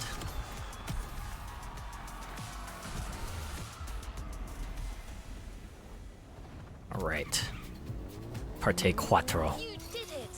You delivered our 3 cars and proved EVs. Oh, wait, no, that was it, I guess. Against the greatest gas guzzlers. Danny's ecstatic.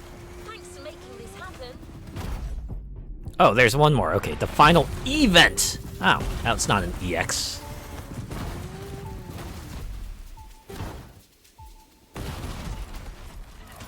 How much you willing to bet that the final event's probably like a relay thing in the style of Liberty Walk? We'll do like a third of the race in one vehicle and then hand the baton off to the next one and continue along that line. I feel like that's what's going to happen.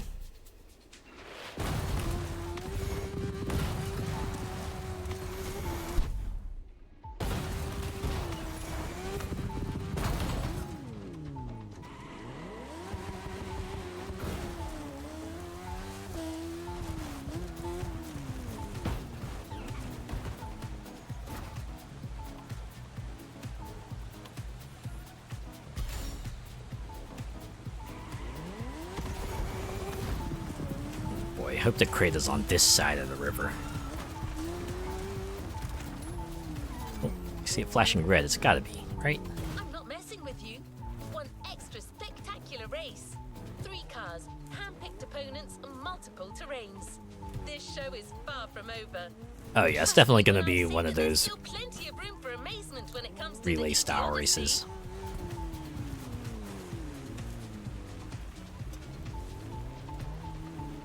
God, it really is on the other side of the river, isn't it?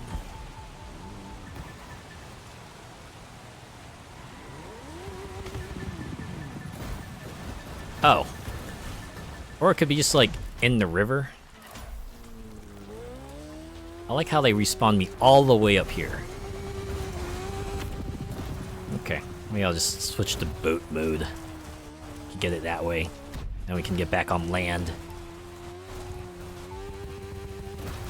I kind of need parts for my boots anyway, so this will work out. Whee! Oh yeah, look at that sick transition. I nailed it. I nailed it so hard, y'all.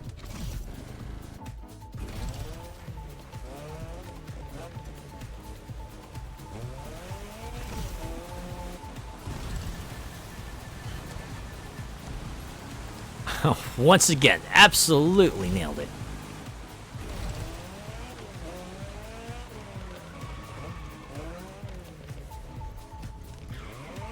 Those sounds are so meaty when you hit the ground. Don't get me wrong, I would love to test the acceleration of a Tesla, but I'm giving the keys back after. They really don't want you getting that box.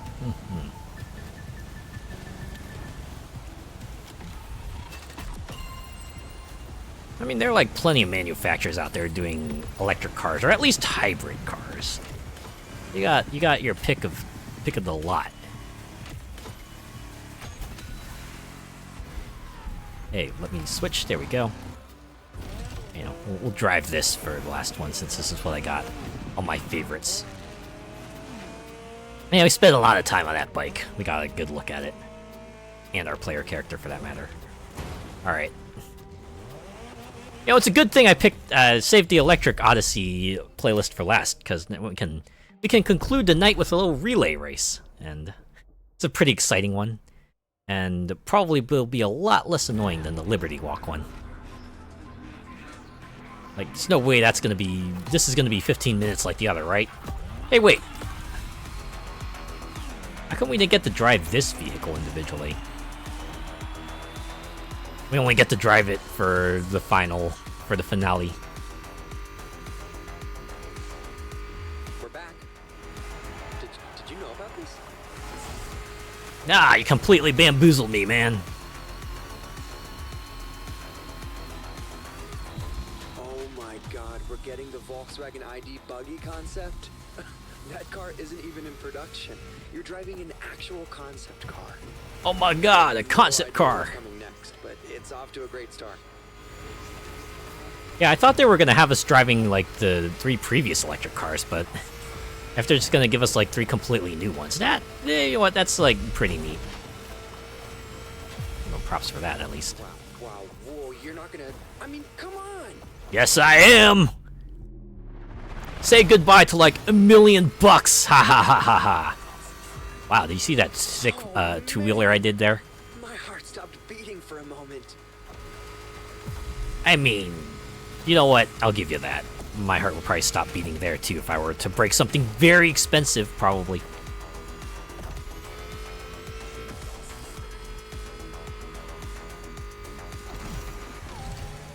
I like how the lightning came down when they signaled the vehicle switch. You're back with the Porsche Taycan? Perfect. Oh, that's good.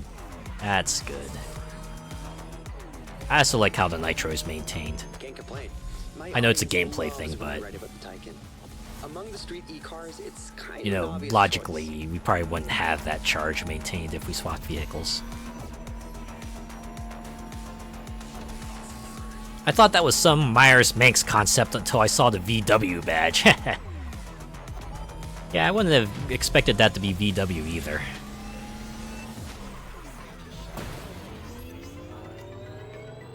You know, I forgot to check like how far in that was into the race before they switched, but it probably wasn't at 33%, so I'm assuming... Okay, so the first one was like a completely new vehicle, but maybe these last 2 legs will have us driving the other 2 vehicles we drove previously.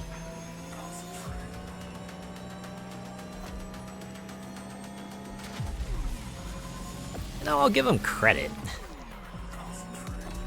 This race is still much shorter, even though they have 4 legs to it.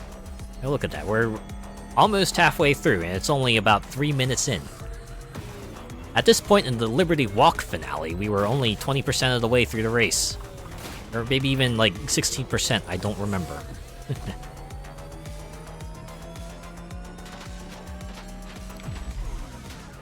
Talking about electric cars made me think, there's a guy who put a V8 in Tesla. This is a 3-phase race, right? I vaguely remember something like that on YouTube. I can imagine something like that being on YouTube. Oh, Ritz really is a... Whoa! No way. I don't think this Lambo was, They are actually part of, giving us a the Lamborghini previous events too, right? Turbo? I'm assuming it's not, because this guy's marking out over it. Oh my god, there's only like 3 cars of these in Concept cars existence. is a glimpse of what the future of Lambo could be. A hyper Lamborghini, pushing the bull standards to the extreme. An electric monster. Pure and simple. Wait, are you saying that this could be a hypercar?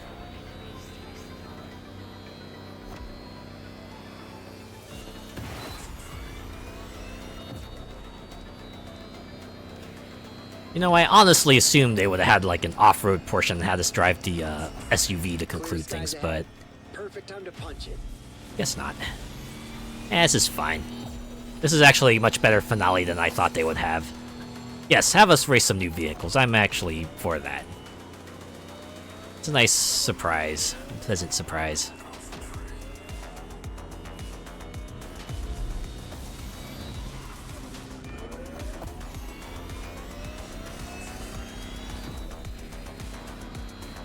Straight away. That's your cue. Terzo Milenio. Allá vamos. Did I give that a C? You tried? You really did try. I have to assume you tried. That was amazing! I freaking love EVs. You just proved that the lightning is here to stay. Wow, that Lambo has them very thick hips. Is it trying to be a femboy or something? Nah, it's gotta have, like, more curves than that. Rich Rebuilds is the channel name. Ah, I see. Okay, okay. I mean, it's definitely very sleek looking, so...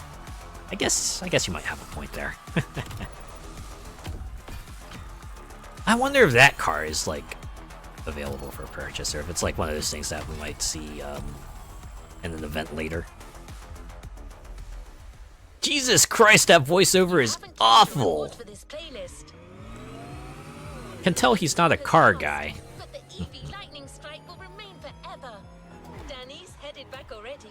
He couldn't wait. Also, is it just me or am I, like, driving the electric Porsche? Back to business. Oh wait, no, it's because I think I bought that. I bought that bundle to unlock the playlist, so... yeah. Of course I would drive it. Nah, it's one of a kind. I see.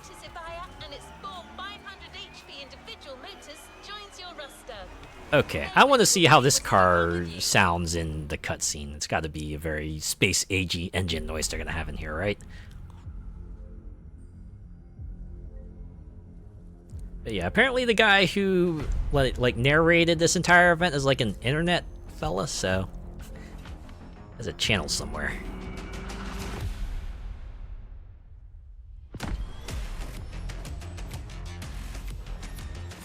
Ooh, it's got like the what, that sort of pink and the white. Ooh, this is a pleasant color scheme.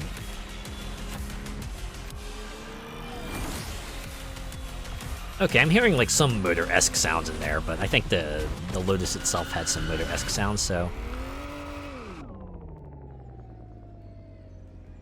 New playlist ahead. Let's go. We need a Venom and Shadow Fox collab car vid one day. So yeah. That has been 3 playlists. I think that's a fun note to end on. A little bit more spectacle, right? And what we have left, Motorsports Dream Cars.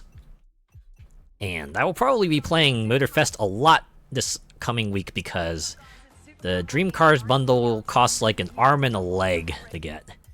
And then once we get those two, maybe we'll play some Main Stage Legacy playlists and check that out.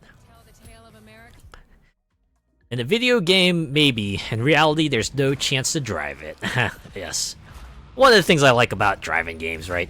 All those cool concept cars that you maybe see in a TV show or a commercial or like somewhere else. You get a chance because, hey, it's a video game version of it. So, of course, they'll let you have an opportunity. It makes you feel really, really awesome, right? Could be cool. God, not Supercar Blondie. Oh, no. Erg. Well, I mean, I hated her ever since I saw her first cutscene. Oh, man. Well, at least I'll get to drive some cool cars, at least, right? That's gotta be worth something. Can at least read the description here. Oh. Maybe the requirements. Oh, Lamborghini Egoista. Wait, I'm pretty sure this is for sale in the Crew 2. So if I bought this car in like the Crew 2, and I get this like transported into the Crew Motorfest, would this mean the bundle gets discounted? Because I definitely have like a reliable farming method in the Crew 2. I could just use that to buy the car in the Crew 2. And if this does get transferred over into the Crew Motorfest, that's going to be a little bit of a load off my back, that's for sure. Thinks she's the Mutts Nuts. Well, I guess we'll find out. I'll find out what she's all about, but hey, motorsports. There's the other part. Remember that the intro to the Motorfest? They had that one part that had like the tire beater. this is gonna be like the event that features that. So I'm eager. I'm eager to see how this mechanic works out and how they incorporate it into a racing game. So yeah, there you go. Next week's itinerary: motorsports, dream cars, and then main stage legacy. We'll see what was previously on the main stage. Yeah, should be interesting. Don't get me wrong, I'm sure she's a nice person, but when we talk car, she's just there to present. She knows nothing about cars, in my opinion. Maybe like one of those types of people who maybe has like a team of writers and she just kind of reads out what they have to present. I've seen that in like other shows too, especially late night programs, right? The presenter doesn't necessarily write all the jokes, right? They got like a team of writers behind him who might write up some of the jokes too, and the host is just there to kind of repeat them. Right, it's like how Seth Meyers will occasionally bring out some writers to tell the jokes and do some segments as well. And I think some of them are like pretty popular in their own right now because of it. Most probably. My first reaction was like, ooh, okay, alright. Well, in that case, 3.5 hours, so. But, yeah, that's been a good look, right? We got ourselves a look at a variety of alternative means of transport, right? We got to check out some more drifting. And we got to check out bikes. We got to check out electric cars. So, some maybe less seen corners of the motoring world and Motorfest. But yeah, for now, I think I will call it here. Have a good one. I'll see you again next week. Yeah, you have yourself a good one too. Thanks for coming out. And I would like to thank everyone who came out and hung around, chatted for a bit, and even if you just lurked, I appreciate each and every one of you. Have a good night. See you next time. Yeah, you have yourself a good night too. I'll see you next time. I will be on again on Friday, where we'll continue the Outer Worlds. Just continue our way through Monarch, because we're kind of in the middle of it, in the middle of the plot, in the middle of completing all the side quests. So, yeah, we'll continue along that path and see what else we can get and how much farther we can level up. And for now, let us look for someone to raid. Let me fire up a Motorfest playlist. Hopefully I didn't close that. Okay, good, I didn't. See who's on at this hour. Have yourself a nice combo platter of Motorfest tunes. There's like this channel on YouTube called Ubisoft Music. I'm not quite sure if that's like an official Ubisoft channel or not, but it has like a collection of music from Ubisoft games in there. Right. They had a playlist dedicated to music from The Crew 2. Have another playlist dedicated to music from Motorfest. And a playlist for music dedicated to music from other games too. So yeah. That's where I turn to for all my Ubisoft music needs. All right, let's see who's on here.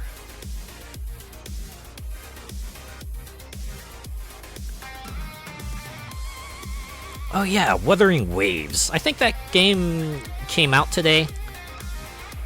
I saw some people were like playing a early release beta of it earlier, and they were pretty excited for it. Because it's like a lot more character action focused, right? It's like amped up version of Genshin, I guess, right? More Devil May Cry and less, I don't know, Zelda, I guess? Probably won't get into it. I've had my fill of like the big budget action gotchas. It's actually funny, right? Ever since Genshin kind of blew up, see a lot more games kind of come out along that line where they have have all the production put into it. You know, you get the extravagantly produced cutscenes, the full voice acting, the intricate character designs, the big open spaces, and quality assets and everything. It's certainly has changed things. I remember when gacha games were just you know, mostly like PNGs and like more sprite based. We kind of see the direction shift.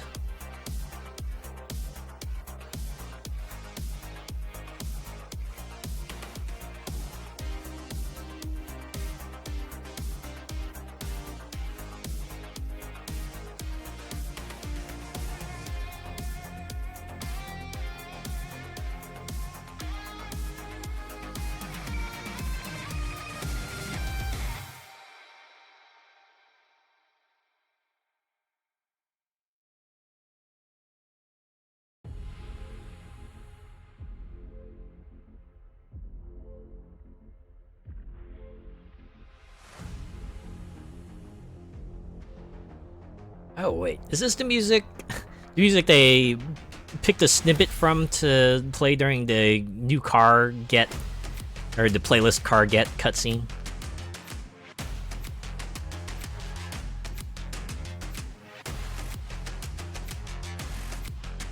Yeah, it is.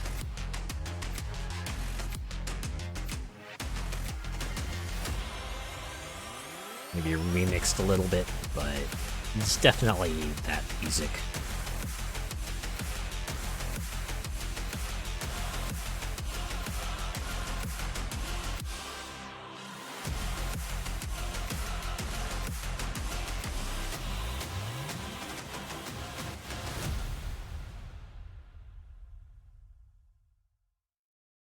Seriously, there are so many Wuthering Waves streams. Oh, hey, here's the intro.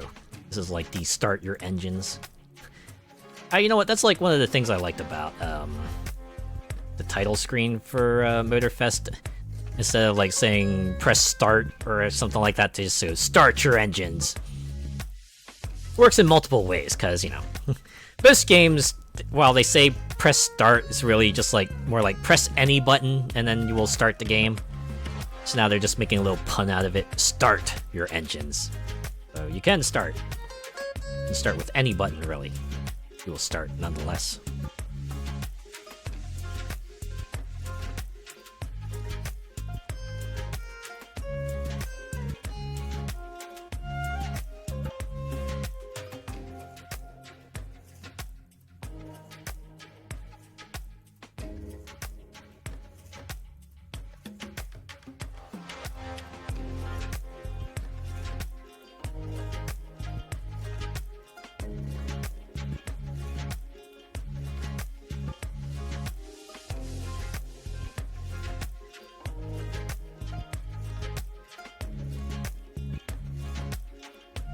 God, it's not Wuthering Waves, it's like Monster Hunter.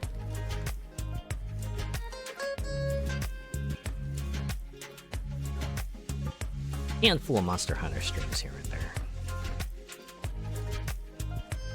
But hey, Monster Hunter, so that's cool.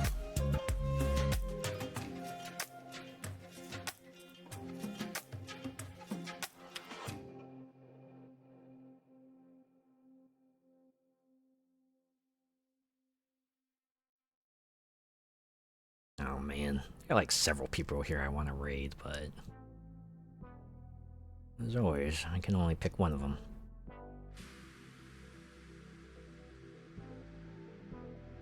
Question is, who will be that person tonight? I don't know. For some reason, I feel like I kind of don't want to raid someone playing Wuthering Waves. Not that I'm like against the game or anything, but I don't know. I always try to showcase people playing a variety of things, right? Not always just what's popular at the moment. Says the guy who's playing Hades 2 and streamed Hades 2, I know, but still.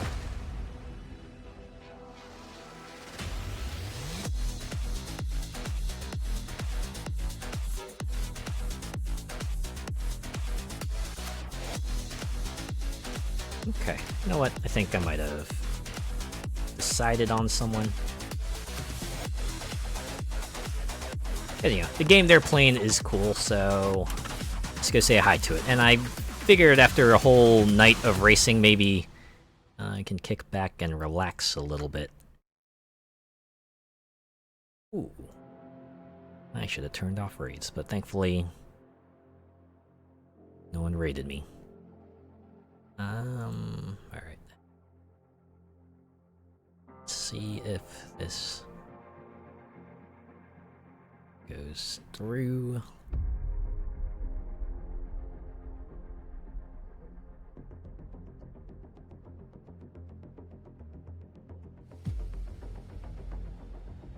Alright, cool. Nimnom is playing Balatro. You've seen Balatro? You know how it is? It's cool. Wind down with that little bit of a card game. I don't know. Whether it's relaxing or not probably depends on how good you are at, you know, math and calculating things ahead of time. Anyways, raid message. Yeah, you know what? Here's a dumb one for you.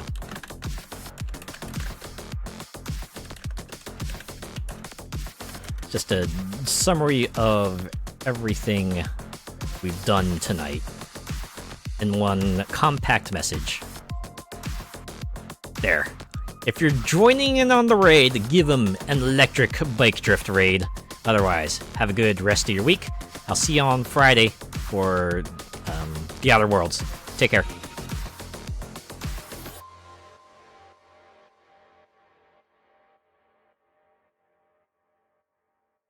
But yeah, to think we are approaching a conclusion, and I guess the main stage Legacy is going to be like a epilogue of sorts. Ah man, I really look forward to whatever post-launch playlist they might have.